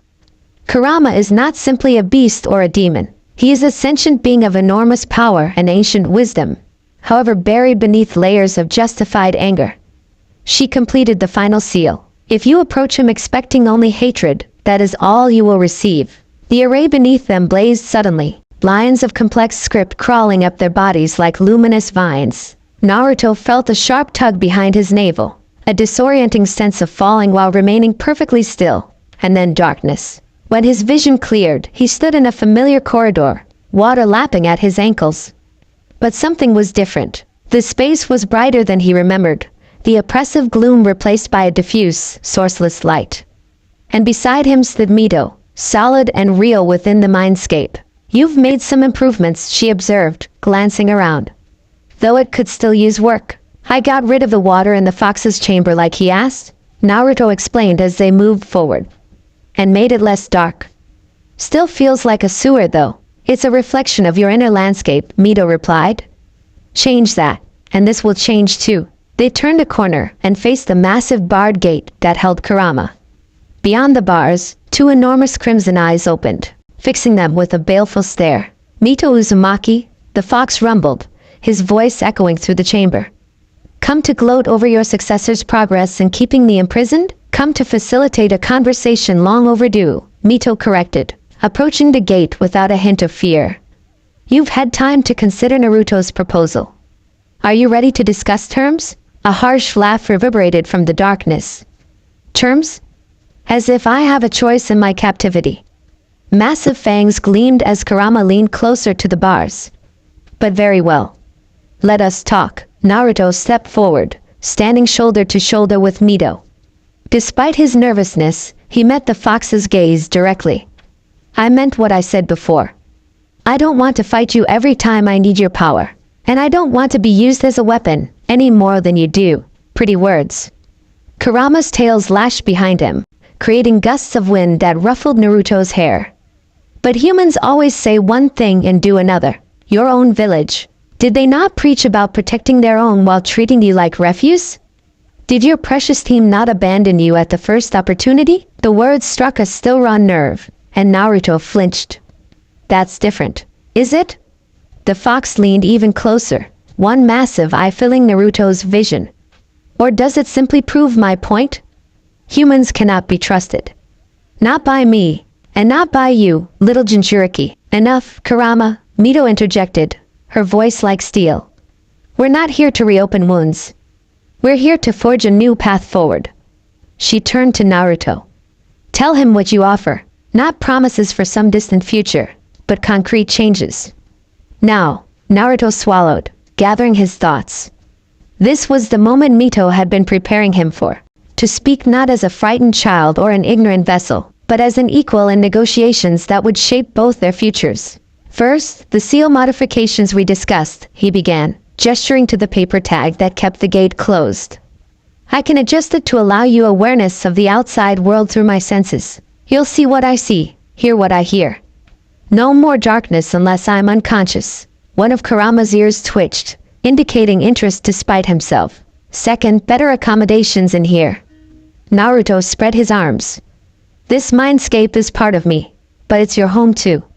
I can change it to something less prison-like. You tell me what you want, and if it's reasonable, I'll make it happen. Define reasonable, Kurama growled suspiciously. Nothing that would weaken the seal or put me in danger, Naruto clarified. But comfort? Space? Different surroundings? That I can do. The fox considered this, his tails swishing thoughtfully. And what do you expect in return for these accommodations, cooperation? Naruto met the massive gaze without flinching. Not submission. Not blind obedience. But when I need your chakra, I want you to lend it willingly, without fighting me for control. I want us to work together against common enemies. Like the Akatsuki, Kurama rumbled, surprising Naruto with his knowledge of the organization. You know about them? I know more than you might think, Kit. My consciousness has existed for centuries. I was present, if suppressed, during Mito's conversations with the Hokages. During your mother's missions, the fox's eyes narrowed. The Akatsuki seek to extract the tailed beasts from their hosts, a process fatal to the Jinchuriki and agonizing for us. On this, our interests align. Then we have common ground, Naruto pressed. A starting point. Kurama was silent for a long moment, his ancient eyes unreadable. Finally, he huffed, sending warm breath washing over them like a desert wind. I propose a trial. 1 month. You modify the seal as discussed. I will cooperate in your training, lending chakra when requested, within limits. After 1 month, we reassess. Naruto glanced at Mito, who gave a slight nod of approval. That sounds fair, he agreed. But I need one more thing. You are hardly in a position to make demands, Kurama snarled. Not a demand. A necessity. Naruto stepped closer to the bars, close enough that he could feel the fox's breath ruffling his hair. I need to know what happened the night you were sealed in me. The truth, not the village's version. About my parents, about why you attacked Konoha. The atmosphere in the chamber grew tense, Kurama's chakra flaring with sudden, barely contained rage. You ask much, kid, he growled, voice dangerously low. I need to know, Naruto insisted. If we're going to work together, there can't be secrets between us. Not about something this important. Mito watched the exchange with keen interest, neither intervening nor retreating. This was Naruto's negotiation now, his test to pass or fail. After what seemed an eternity, Kurama settled back on his haunches, his expression unreadable. Very well. But not now. After the seal is modified, when I can see for myself how sincere you are about these changes. Then I will tell you what I remember of that night. Deal. Naruto extended his hand through the bars without hesitation, a gesture so unexpected that even Mito looked startled. For a moment, the fox just stared at the small human hand extended toward him, as if unable to comprehend the offer. Then, with exquisite care, he extended one massive claw, allowing the very tip to touch Naruto's palm in the barest semblance of a handshake. The contact lasted only a second, but Naruto felt a jolt of something pass between them. Recognition, perhaps, or the first fragile thread of understanding. We'll start the modifications tomorrow, he promised, withdrawing his hand. Kurama said nothing, but inclined his massive head in the slightest of nods before retreating into the shadows of his cage. As they turned to leave the chamber, Mito placed a hand on Naruto's shoulder, the gesture conveying more approval than any words could have. 3 days later, Naruto sat in the center of the sealed chamber, surrounded by scrolls covered in complex formulas and diagrams. Ink stained his fingers black, and his eyes burned from hours of concentration. Across from him, Mito examined his latest attempt at the modified sealed design. The balancing matrix is improved, she noted, tracing one elegant finger along a spiral of tiny characters. But the sensory throughput is still too direct. You need a buffer here. She tapped a section of the design, and here, to prevent chakra feedback loops when Kurama accesses your senses. Naruto groaned, dropping his head into his hands. It's so complicated. One wrong stroke and I could blow up my own seal, which is why we're practicing on paper until it's perfect. Mito reminded him without sympathy. Fuinjutsu is not for the impatient or the careless. One mistake cost the fourth Hokage his life. The mention of his father sobered Naruto instantly. He straightened, taking up his brush again with renewed determination. Show me the buffer design again, Mito demonstrated, her brush moving with effortless precision across a blank scroll. The resulting pattern was deceptively simple-looking, but Naruto now understood enough to recognize the complexity hidden within its elegant curves. He replicated it carefully, adding it to his own design at the points she had indicated. When finished, he sat back, examining the complete seal modification with critical eyes. Better, he decided, then looked to Mito for confirmation. She nodded, satisfaction evident in her slight smile. Almost ready for practical application. One more test first. She pressed her palm to the center of his design. The ink glowed blue, then gold, as she channeled a precise amount of chakra into it. The characters swirled, reorganizing themselves into a three-dimensional matrix that hovered above the paper like a hologram. No instabilities, Mito observed as the glowing seal rotated slowly in the air between them. No contradictory elements. The chakra flows cleanly through all pathways. She released the technique, and the seal settled back onto the paper. You're ready. Naruto swallowed hard, suddenly nervous. Now, no time like the present, Mito replied, rising gracefully to her feet. Unless you've changed your mind? No way. Naruto jumped up, nearly knocking over an ink pot in his haste. I'm ready. Let's do this. They moved to the center of the chamber, where the great seal array would amplify and stabilize their work. Naruto removed his jacket and shirt, revealing the spiral seal on his abdomen. He lay down in the center of the array, arms stretched out to his sides, feeling the cool wood against his back. Mito knelt beside him, brush poised over a dish of special ink, not the standard black they used for practice, but a deep crimson that seemed to shimmer with its own inner light. This will not be painless, she warned, her dark eyes holding his. Altering a seal of this complexity while it's active is delicate work. You'll feel every change as it happens. Naruto nodded, jaw set with determination. I can handle it. I know you can. Something close to maternal pride flickered across Mito's ageless features. Close your eyes. Focus on your breathing. No matter what you feel, try to remain still. Naruto obeyed, forcing his tense muscles to relax, finding his center, as Mito had taught him. The first touch of the brush against his skin was cool, almost soothing. Then the chakra-infused ink began to burn. He hissed but didn't move, feeling Mito's brush dancing across his abdomen with swift, precise strokes. Each new line of the modification sent jolts of sensation through his system, some painful, some merely strange, like electricity crawling under his skin. Inside him, Kurama stirred, clearly feeling the changes as well. The fox's chakra roiled with uncertainty, pressing against the seal as if testing its boundaries. It's okay, Naruto thought toward him. This is what we agreed to. Whether Kurama heard him or not, the turbulence subsided slightly, the chakra settling into watchful waiting. Minutes stretched into what felt like hours, each brush stroke adding to both the pain and the complex web of modifications spreading across the original seal. Sweat beaded on Naruto's forehead, then trickled down his temples. His muscles trembled with the effort of remaining still. Finally, Mito's voice broke the silence. Almost finished. The last component is the activation key. It will require both our chakra, mine to establish the pattern, yours to lock it into place. She placed her palm over the center of the seal, while her other hand moved through a series of one-handed signs too fast for Naruto to follow, even if his eyes had been open. Now, she commanded, channel your chakra to meet mine. Visualize the completed seal as we designed it. Naruto focused, directing his chakra with newfound precision. He felt it collide with Mito's at the center of the seal, the two energies twisting together like strands of DNA, reshaping the very fabric of the containment that held Kurama. Pain lanced through him, white-hot and all-consuming. His back arched involuntarily, a scream tearing from his throat as the seal flared with blinding light. For a terrible moment, he felt the boundaries between himself and Kurama blur, the fox's consciousness pressing against his own with crushing force. Then, abruptly, everything stabilized.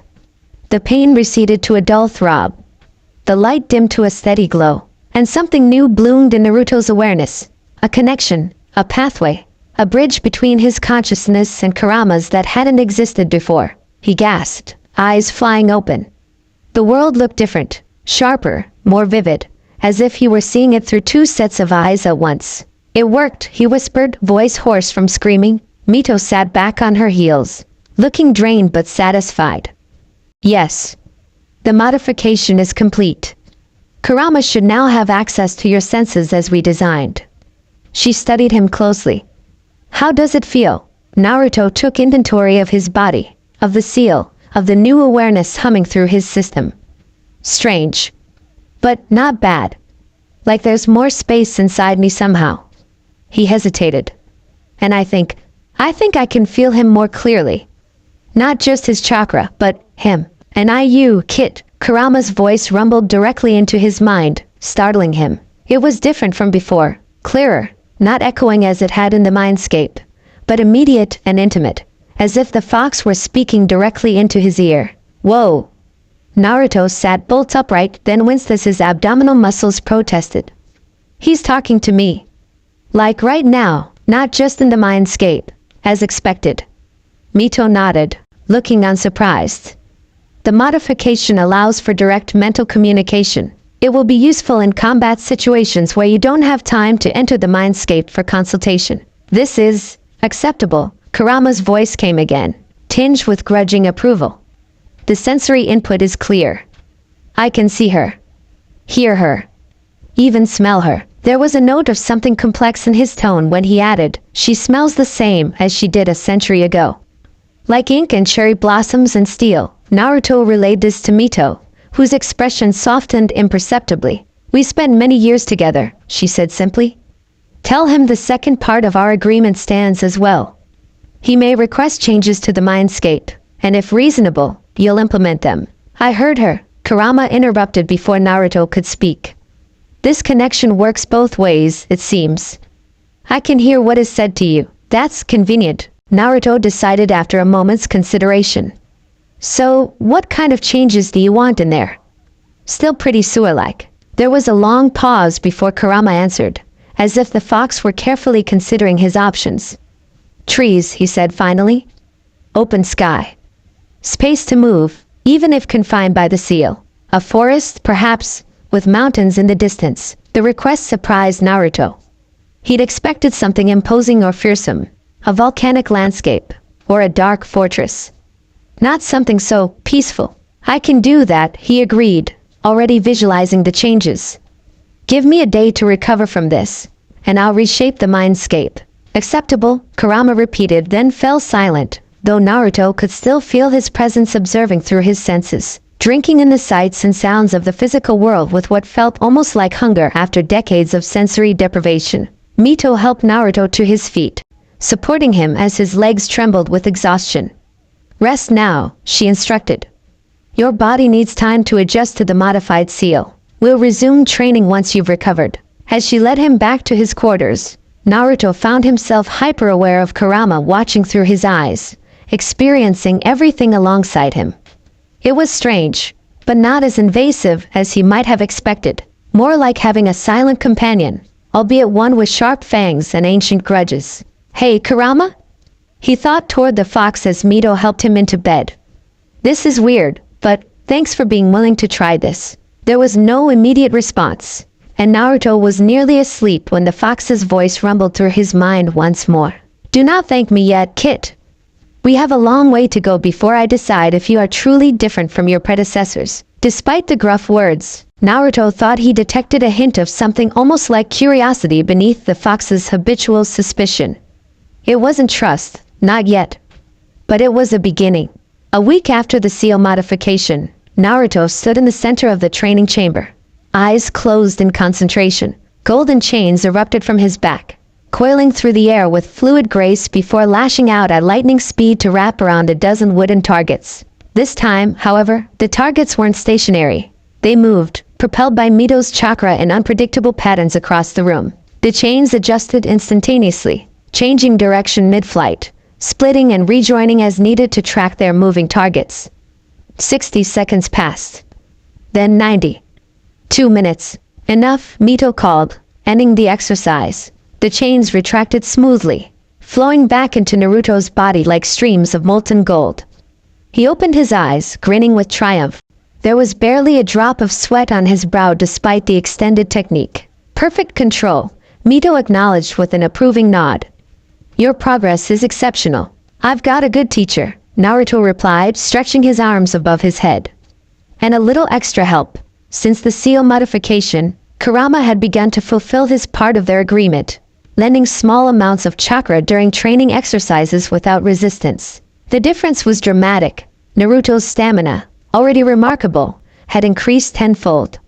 His control, once his greatest weakness, had improved beyond recognition. Flattery will get you nowhere, Kit, Kurama grumbled in his mind, but there was a hint of satisfaction in the fox's tone. He, too, had noticed the improvements in his host's abilities. The past week had seen a subtle shift in their relationship. Not friendship, that was still a distant possibility at best, but a growing understanding. The fox had ceased his constant hostility, settling into a kind of gruff mentorship, occasionally offering terse advice or criticism during training sessions. Now for something more challenging, Mito announced, moving to the center of the chamber. Attack me with intent to disable. Use everything you've learned, chains, seals, taijutsu. Hold nothing back. Naruto blinked in surprise. They'd sparred before, but always with restrictions, specific techniques to practice. This was new. Are you sure? He asked, eyeing her slender figure dubiously. Despite everything he'd learned about her power, it was still hard to reconcile her elegant appearance with the kind of all-out combat she was suggesting. Mito's lips curved in a smile that sent shivers down his spine. Quite sure. Consider it your midterm examination. Without further warning, she attacked. Naruto barely had time to dodge the lightning-fast palm strike aimed at his solar plexus. He leapt backward, hands already forming seals, but Mito was faster. Her fingers brushed his sleeve as he twisted away, and he felt chakra flare, a paralysis seal, activated on contact. His left arm went numb instantly, hanging uselessly at his side. "Behind you," Kurama warned, and Naruto dropped into a crouch just as Mito's foot swept through the air where his head had been. "Thanks," he thought back, rolling away and springing to his feet. Using his one good arm, he flung 3 custom-made tags toward Mito. They detonated in midair, not with explosions but with bursts of blinding light, flash seals of his own design. Mito's eyes narrowed against the glare, and Naruto seized the momentary advantage. Chains erupted from his back, whipping toward her from multiple angles. She dodged with inhuman grace, weaving between them like a dancer. But one chain managed to snag her ankle. Victory lasted only a split second. Mito's hand closed around the chain, and Naruto felt her chakra surge through the connection, not attacking him, but overriding his control of the technique. The golden links glowed blue, then turned against him, wrapping around his torso and pinning his remaining functional arm. "Never create a direct chakra connection to your opponent," Mito chided, releasing her hold on the chain. "It becomes a two-way conduit." Bound by his own technique, Naruto grimaced, then grinned. "I was counting on that." The chain shimmered, and Mito's eyes widened a fraction as she realized her mistake. By touching the chain, she had indeed created a two-way connection, one Naruto had prepared for. A seal hidden in the links activated, sending a pulse of chakra back through the connection into Mito.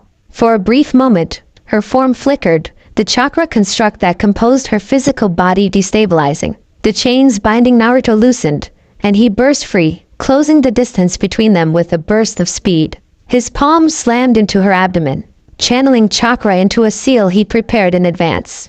A temporary binding array designed specifically for chakra constructs. Lines of golden script spread across Mito's body from the point of contact, wrapping around her like luminous vines. She went rigid, momentarily immobilized. "Gotcha!" Naruto crowed. Too soon. Mito's form dissolved into motes of light that scattered like fireflies, reforming behind him. Before he could react, her palm pressed against the back of his neck, and the world went dark. He came to moments later, flat on his back, with Mito looking down at him with an expression that mingled pride and amusement. "A shadow clone?" Naruto groaned, sitting up and rubbing his neck. "You didn't even tell me you could do that." "You didn't ask," Mito replied serenely. "A shinobi never reveals all their capabilities. But your strategy was sound, your execution nearly flawless." She offered him a hand up. "You've learned to think tactically, to turn disadvantages into opportunities. Most importantly, you kept fighting even when caught in your own technique." Naruto accepted her hand, rising to his feet with a rueful smile. "Still not good enough to beat you. Few ever have been," Mito reminded him, echoing their conversation from weeks before. "But you came closer than most. Another few months of training, and who knows, she let you get that close," Kurama commented privately. "She could have ended it much sooner." "I know," Naruto thought back. "But the fact that she felt the need to test me at all means I'm making real progress." Aloud, he asked, "So did I pass the midterm?" "With flying colors," Mito confirmed. "Which means you're ready for the next phase of your education. Not just combat techniques, but knowledge every Jinchuriki should possess. Knowledge your village deliberately kept from you." Her expression grew solemn as she led him from the training chamber to a smaller room he'd never entered before. Inside, the walls were lined with shelves containing scrolls, books, and what looked like journals, all marked with the Uzumaki spiral. "These are my personal records," Mito explained, running her fingers along the spines of several leather-bound volumes. "Observations, research, discoveries, everything I learned about the tailed beasts, about being a Jinchuriki, about the hidden politics of the shinobi world." She selected a particular journal and handed it to Naruto. "We'll start with the truth about the night of your birth, about why Kurama attacked Konoha, and why the fourth Hokage, your father, made the choice he did." Naruto stared at the journal in his hands, suddenly nervous. "Kurama promised to tell me about that night, and I will," the fox's voice rumbled in his mind. "But my perspective is only part of the story. I was not entirely myself that night." "What does that mean?" Naruto wondered, but Kurama fell silent, retreating to the edges of his awareness. Mito gestured to a comfortable cushion near a window overlooking the swirling patterns of the dimension beyond. Sit. Read. When you have questions, and you will, I'll answer what I can. Naruto settled on the cushion, opened the journal with trembling hands, and began to read. Hours passed as he absorbed Mito's elegant handwriting, detailing her observations of the Sharingan's unique ability to control the tailed beasts, her suspicions about an Uchiha involvement in Kurama's previous rampages, her warnings to successive Hokages about the danger this presented. When he reached the final entries, written in a slightly shakier hand as Mito approached the end of her natural life, his heart began to pound. Here were her impressions of a young Kushina Uzumaki, brought to Konoha to become her successor. Her guidance to the girl about containing Kurama's hatred with love. Her worries about the vulnerability during childbirth, when a female Jinchuriki's seal would be at its weakest. She knew, Naruto whispered, looking up at Mito, who had been silently watching him read. My mother knew the risks of having me. She did, Mito confirmed gently. All female Jinchuriki face the same danger during childbirth. The seal, focused on the abdomen, naturally weakens as the body directs energy toward bringing new life into the world. It's the moment of greatest vulnerability, and the moment most sought by those who would steal a tailed beast. Like the masked man Kurama mentioned, Naruto said, remembering fragments of their conversations. The one who extracted him from my mother and controlled him with the Sharingan. Yes. Mito's expression darkened. Someone who knew exactly when and how to strike. Someone with intimate knowledge of Konoha's defenses, of your mother's condition, of the secret location where she was to give birth under ANBU protection. An insider, Naruto realized, pieces clicking into place. Someone from the village. Almost certainly, Mito agreed. Though whether they still reside there, I cannot say. What I do know is that Kurama was not responsible for the destruction he caused that night. Not truly. He was a weapon, wielded by another's hand. A puppet. Kurama's voice snarled in Naruto's mind, raw with remembered humiliation and rage. I was stripped away by those accursed eyes, forced to attack those I had grown to tolerate during my time with Kushina. Naruto's eyes widened at this grudging admission. You didn't hate my mother? I thought all Jinchuriki were just jailers to you. Your mother was different, Kurama replied after a lengthy pause. Still my prison, yes. But she spoke to me sometimes, not with fear or hatred, but almost as you do now. She had a fire in her that I could respect, even confined as I was. The admission seemed to cost the fox something, his presence retreating further as if embarrassed by the momentary vulnerability. Kurama says my mother sometimes talked to him. Naruto relayed to Mito that she was different from other Jinchuriki. Kushina had a rare gift for empathy. Mito nodded. Even as a child, she seemed to understand that Kurama was more than a burden to be contained. He was a being with his own will, his own dignity. It made her an exceptional vessel. Her expression softened with memory. She would be so proud of you, Naruto, of how quickly you've learned, how deeply you've understood what many shinobi never grasp. That power without compassion only destroys its wielder in the end. Naruto swallowed the lump that formed in his throat. So that night, my father didn't seal Kurama in me because he wanted me to be a weapon for the village? It wasn't about making me a Jinchuriki? No, Mito said firmly. Minato's choices that night were made in desperate circumstances, with minimal time. The masked Uchiha had released Kurama, who was still under his control. The village was being destroyed. Your mother was dying from the extraction. He needed to break the Uchiha's control over Kurama, then contain him before more lives were lost. She knelt beside Naruto, placing a gentle hand on his shoulder. The seal he designed, the 8-trigram seal, was not created to turn you into a weapon.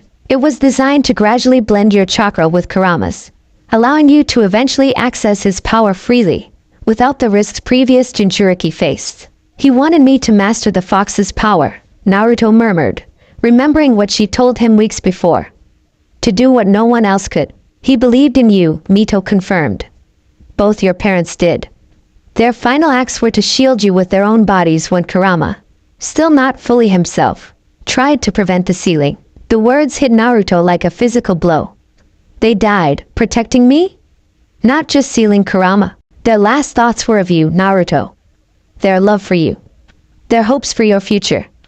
Mito's voice was gentle but certain. This is not village propaganda or comforting lies. This is truth I have gleaned from the seal itself, from the chakra impressions your parents left within it, meant for you to find when you were ready. Tears spilled down Naruto's cheeks, unchecked and unashamed. All his life, he'd wondered about his parents. Whether they'd wanted him, whether they'd loved him, whether they'd simply been unfortunate shinobi who died during the Nine Tails attack, or if they'd abandoned him because of what he carried. Now he knew. They had loved him enough to die for him, had believed in him enough to entrust him with a power that could either save the world or destroy it. It's true, Kit. Kurama's voice came unexpectedly, surprisingly gentle for the normally gruff fox. In my rage, I sought to stop the sealing, to impale you with my claw. Your parents threw themselves between us without hesitation. I have regretted that moment in the years since.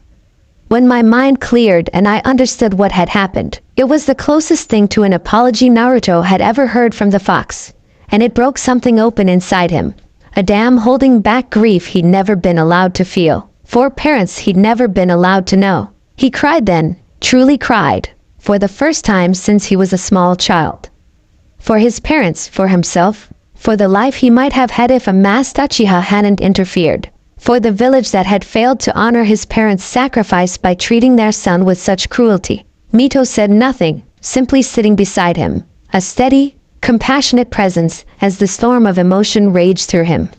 When the tears finally subsided, leaving him hollow but somehow lighter, she spoke again. There's more you should know about potential threats you'll face when we return to the outside world. Naruto wiped his eyes, centering himself with a deep breath. The Akatsuki, right? You've mentioned them before. Yes. Mito rose, retrieving another scroll from the shelves. A organization comprised of S-rank missing nin from various villages, identifiable by their black cloaks with red cloud patterns. They work in pairs, and their objective appears to be the capture of all nine-tailed beasts. She unrolled the scroll, revealing detailed notes and sketches of several figures in the distinctive cloaks. My awareness extends beyond this dimension to some degree, a fail-safe I'd built into the construct to keep me informed of major developments in the shinobi world. I've sensed the Akatsuki's movements, their growing activity. Naruto examined the sketches with growing concern.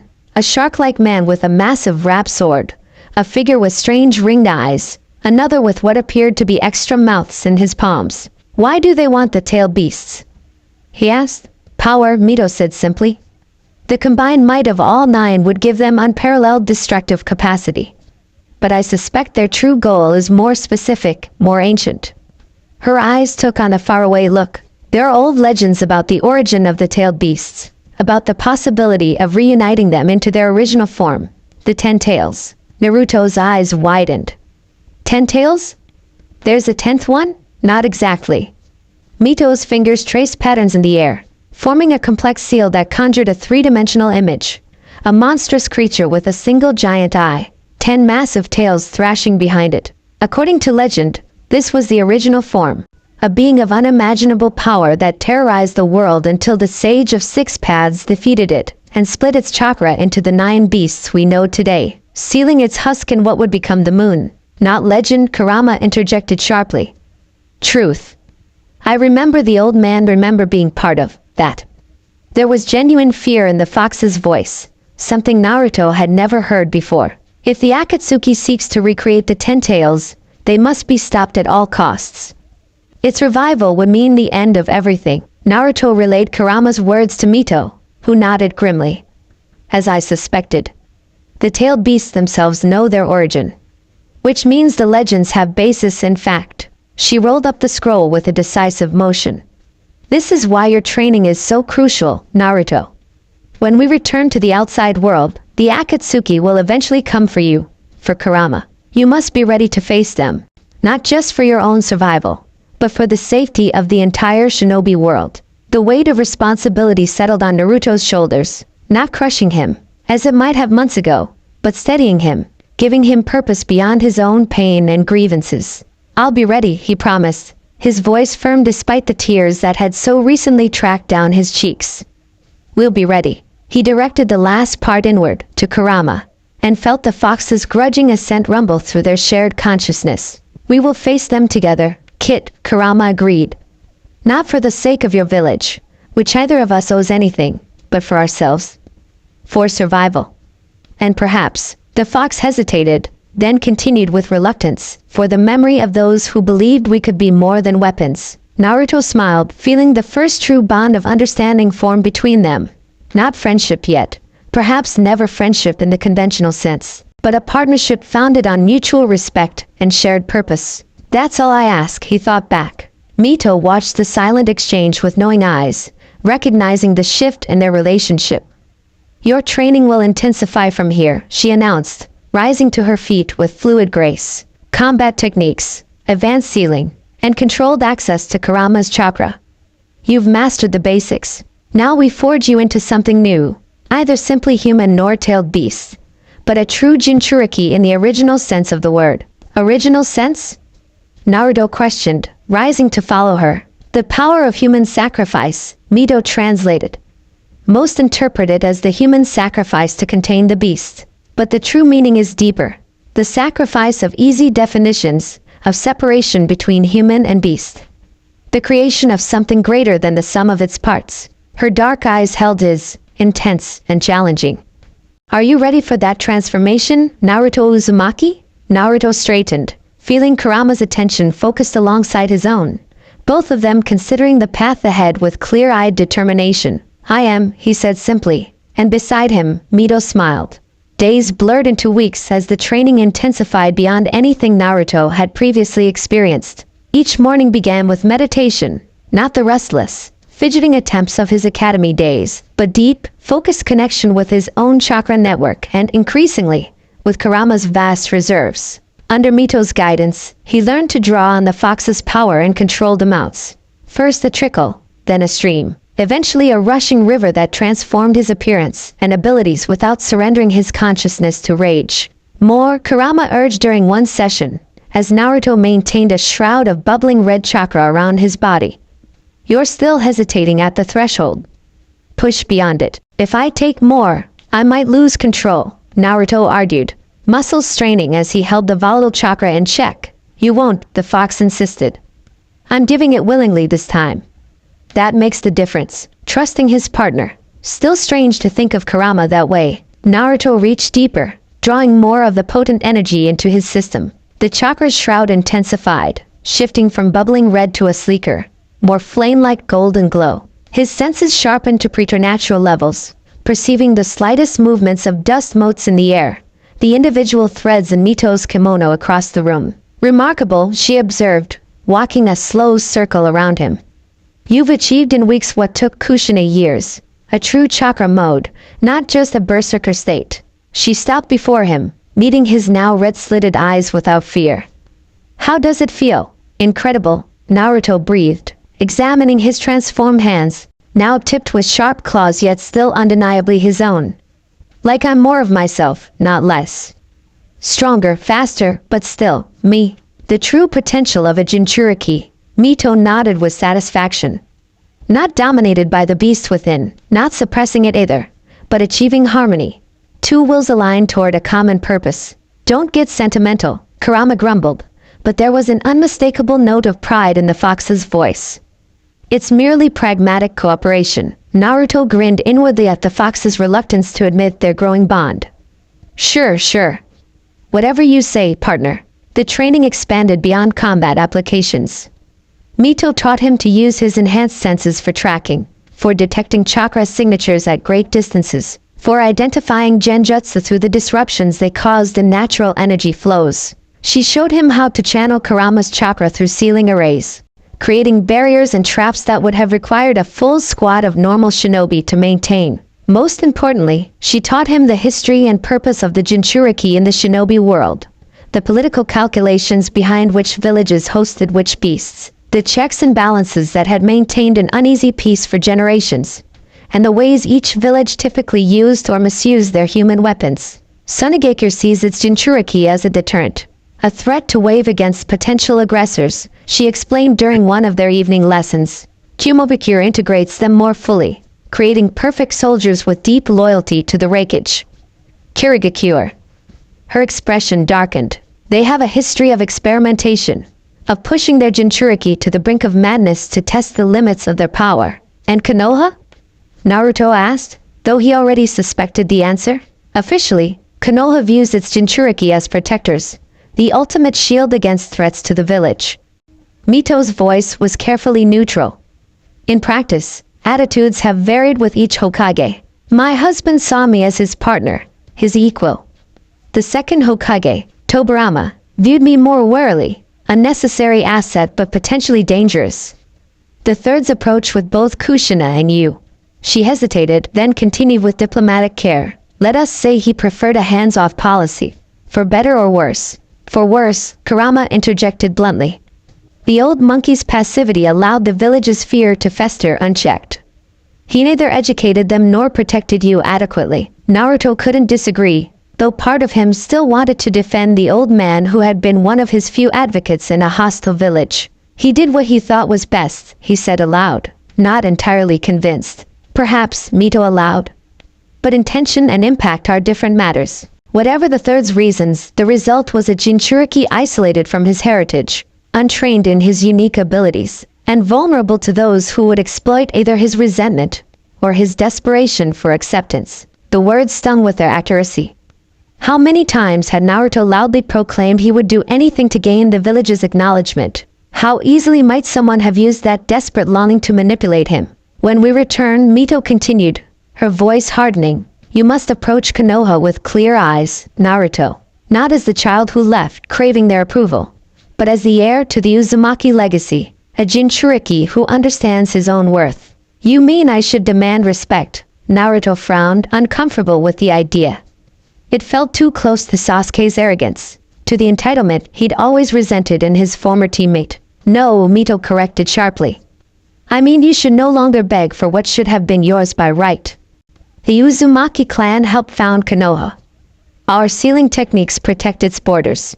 Our symbol adorns its uniforms. And your parents gave their lives defending it from catastrophe. Her dark eyes flashed. You don't demand respect, Naruto. You command it through strength, wisdom, and the simple truth of who you are. The words resonated deep within him, touching something that had been taking shape during these months of training and revelation. A new understanding of himself not as Naruto the orphan, Naruto the prankster, Naruto the dead lass, but as Naruto Uzumaki, heir to a proud clan, partner to the most powerful of the tailed beasts, son of heroes. I understand, he said quietly, and for the first time, he truly did. Mito nodded, satisfied with what she saw in his expression. Good. Then it's time we discuss the practical aspects of our return. This dimension is weakening more rapidly than I anticipated. Naruto straightened, suddenly alert. How much time do we have? A few weeks at most, Mito estimated. The boundaries are thinning. Soon, they will collapse entirely, returning us to the physical world at the coordinates I designated. The ruins of Uzumaki. She moved to a cabinet and withdrew a folded bundle of cloth, rich blue with patterns of red and gold embroidered along its edges. It's time you looked the part of an Uzumaki heir. Naruto accepted the bundle reverently, unfolding it to reveal a complete outfit. Combat pants in deep navy, a mesh armor undershirt, and a long-sleeved tunic in the same blue as the wrapping, emblazoned with the Uzumaki spiral in crimson on both shoulders and a larger version across the back. This was crafted for a young Uzumaki of the main family when they reached genin level, Mito explained.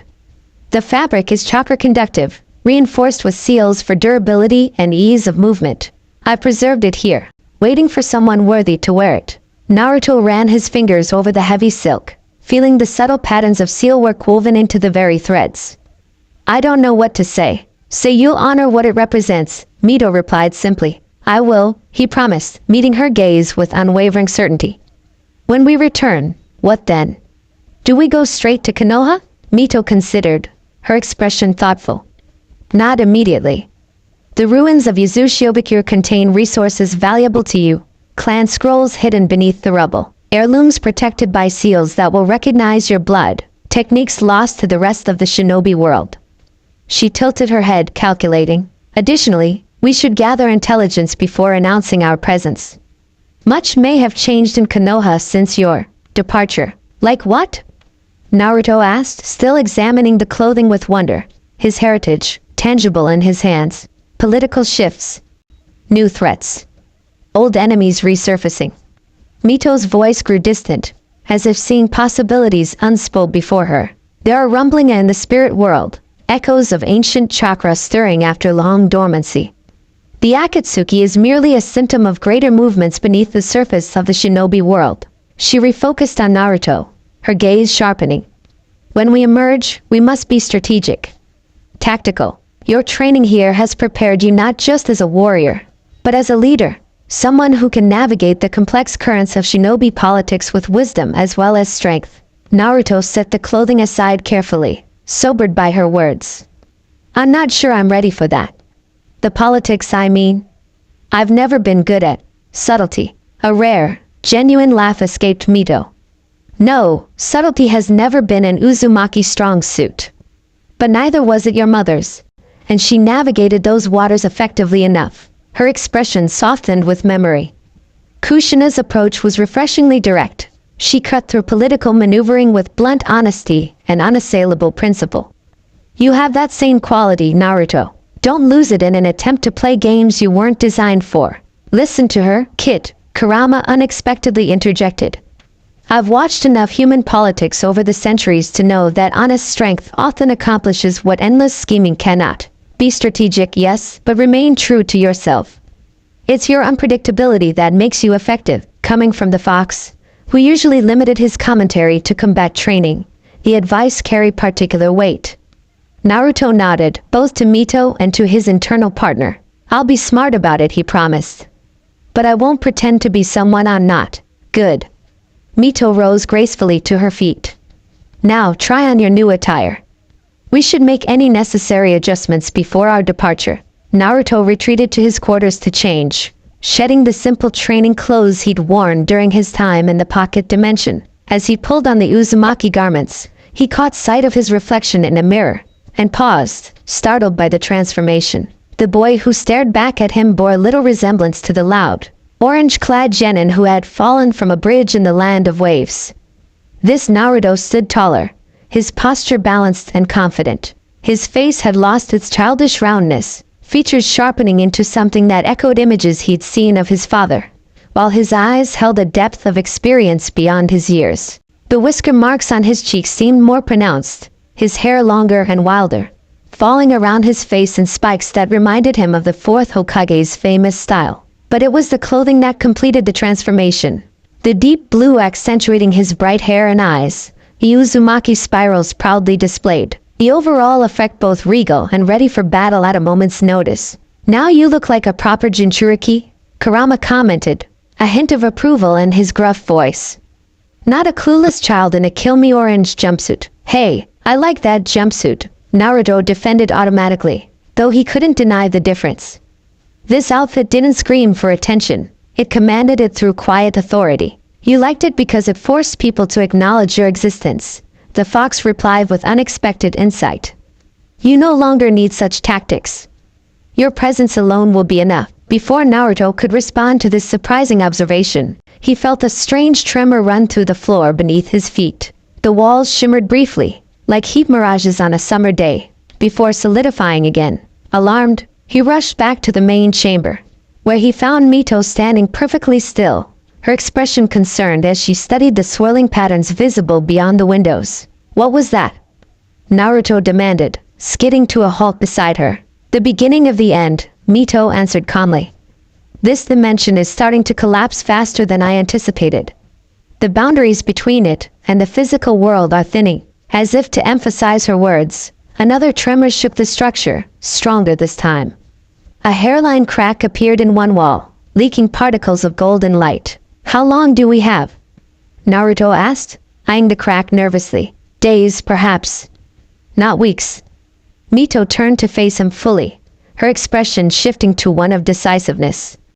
We must accelerate our preparations. There's one last technique you need to master before we return. A fail-safe in case we're separated during the transition. She led him quickly to the sealed chamber, where the great array still pulsed with steady light. The chakra beacon, she explained, kneeling at the edge of the array and gesturing for him to join her. an Uzumaki technique that allows clan members to locate each other across vast distances through chakra resonance. Naruto knelt opposite her, immediately focused despite the occasional tremors that continued to shake the pocket dimension. Like a homing signal? Similar, but more selective, Mito clarified. It can only be detected by those who share your blood or those specifically attuned to your chakra signature. In our case, it will ensure we can find each other if the dimensional collapse separates us. She demonstrated the hand signs: tiger, monkey, dragon, a modified ram, finished with the Uzumaki spiral motion unique to their clan's techniques. As she completed the sequence, her chakra flared visible for a moment, a pulse of energy that Naruto felt resonate within his own system like the striking of a tuning fork. You try, she instructed. Focus on the feeling of resonance, on the specific frequency of my chakra signature. The technique creates a harmonic between compatible energies. Naruto repeated the science with careful precision, channeling chakra in the exact pattern Mito had shown. At first, nothing happened. He frowned in concentration, adjusting the flow slightly, remembering how her energy had felt when it touched his. On his third attempt, he felt it, a sudden connection, like an invisible thread stretching between them, vibrating with recognition. His chakra flared blue-gold for an instant, then settled back inside him. But the connection remained, a subtle awareness of Mito's location and general condition. Perfect, she approved. Now, no matter what happens when this dimension collapses, we'll be able to find each other. Her expression grew solemn. There's one more thing you should know, Naruto, about my condition when we return to the physical world. Naruto tensed, sensing bad news in her tone. What is it? This form, she gestured to her body, is a chakra construct, sustained by the unique properties of this pocket dimension.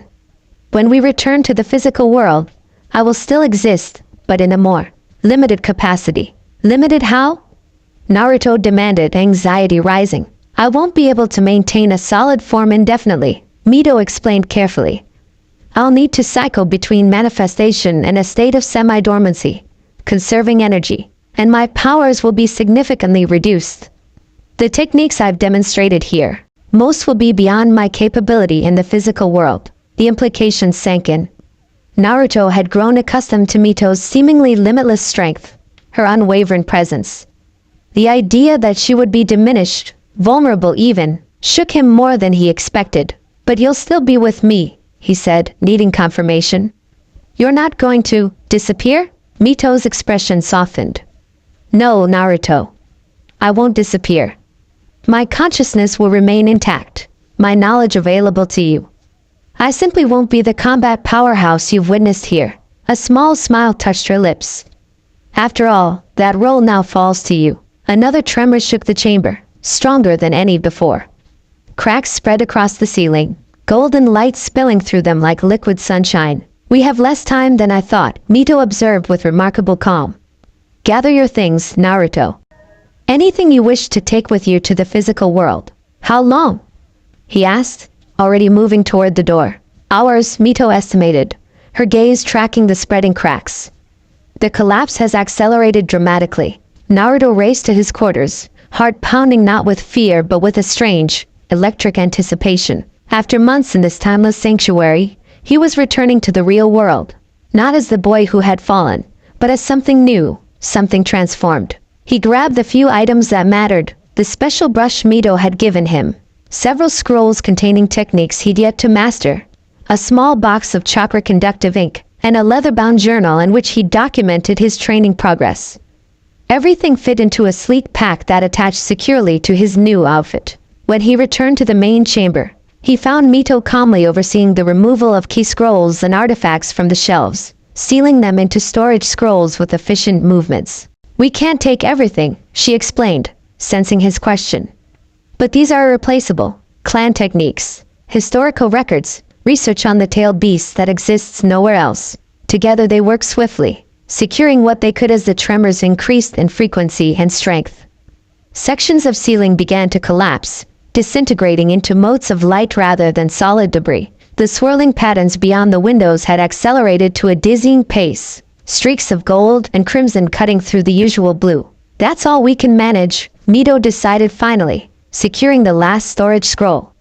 Now we must prepare for the transition itself. She led Naruto back to the sealed chamber, which was holding together better than the rest of the structure, reinforced by the powerful array at its center.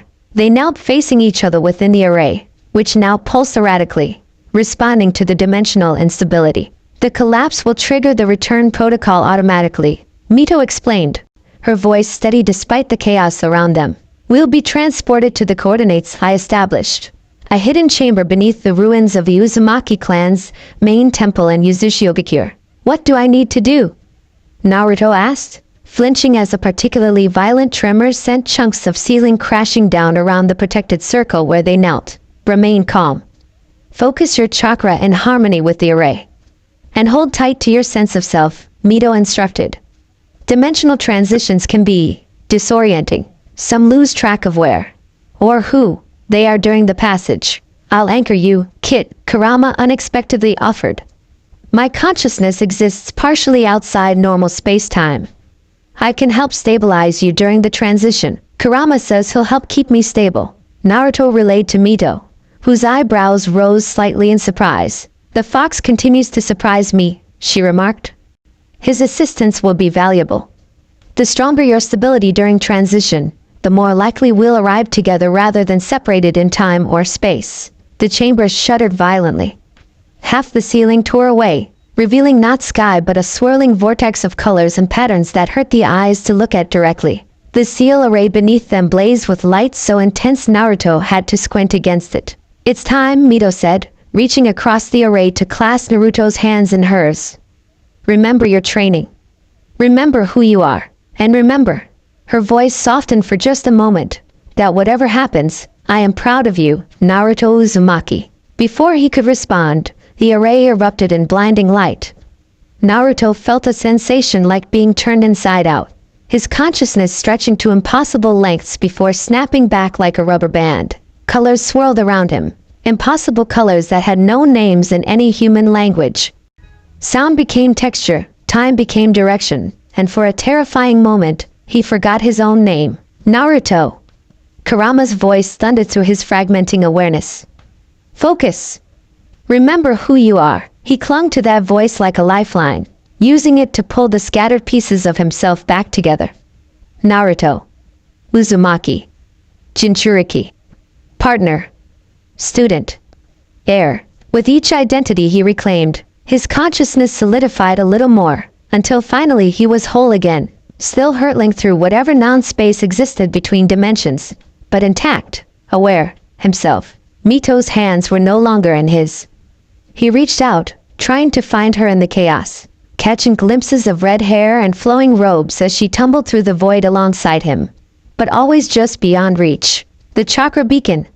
He formed the seals mid-transit, his body responding sluggishly in this place where physical laws held no sway. Tiger. Monkey. Dragon. Modified ram. Uzumaki spiral. His chakra pulsed outward, searching for its harmonic match. For a moment, nothing happened. Then he felt it. The answering pulse from Mito, weaker than before but distinctly hers. The invisible thread between them strengthened, pulling them toward each other through the chaotic currents of the collapse. Just as their fingertips brushed, the void around them tore open.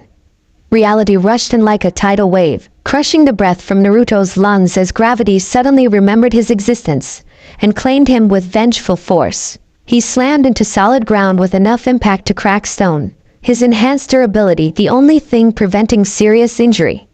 Dust billowed around him, filling his lungs and stinging his eyes. For several seconds, he could only lie there, gasping, as his body readjusted to physical existence. When the dust finally settled enough for him to see, Naruto pushed himself to his knees, then to his feet, taking in his surroundings with wary eyes. He stood in a vast underground chamber, its stone walls covered in faded Uzumaki spirals and complex seal arrays. Shafts of sunlight filtered through cracks in the ceiling far above, illuminating motes of dust disturbed by his arrival. Ancient pedestals stood in a circle around the central dais, most empty.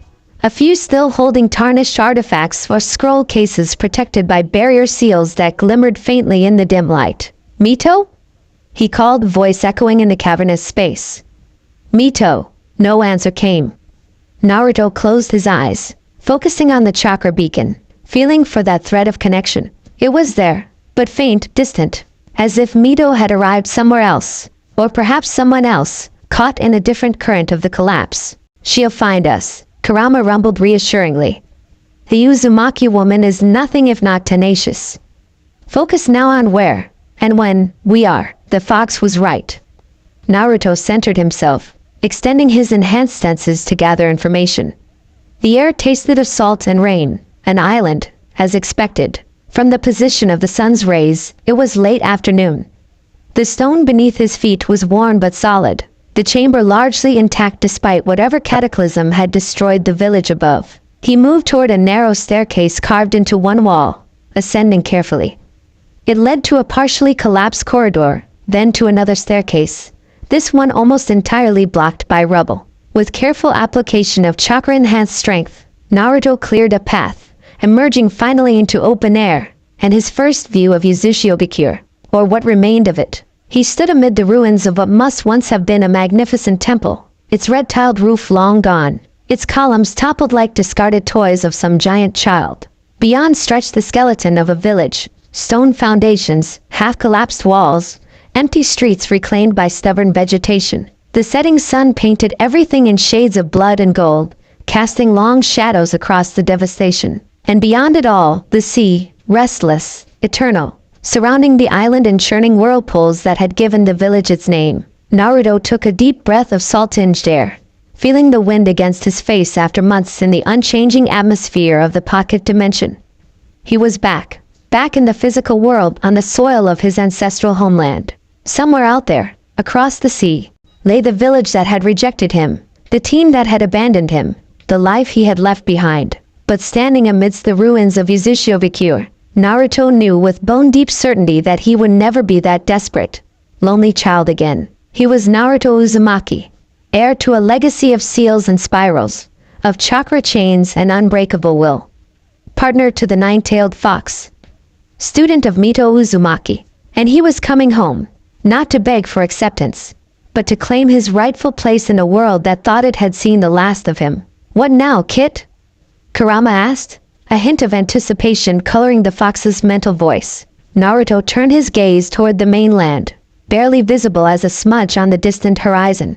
A smile spread across his face, not the forced grin of his childhood, but something calmer, more confident, touched with the faintest edge of predatory anticipation. "Now," he said aloud, "we prepare to return. And we make sure the world is ready for what we become."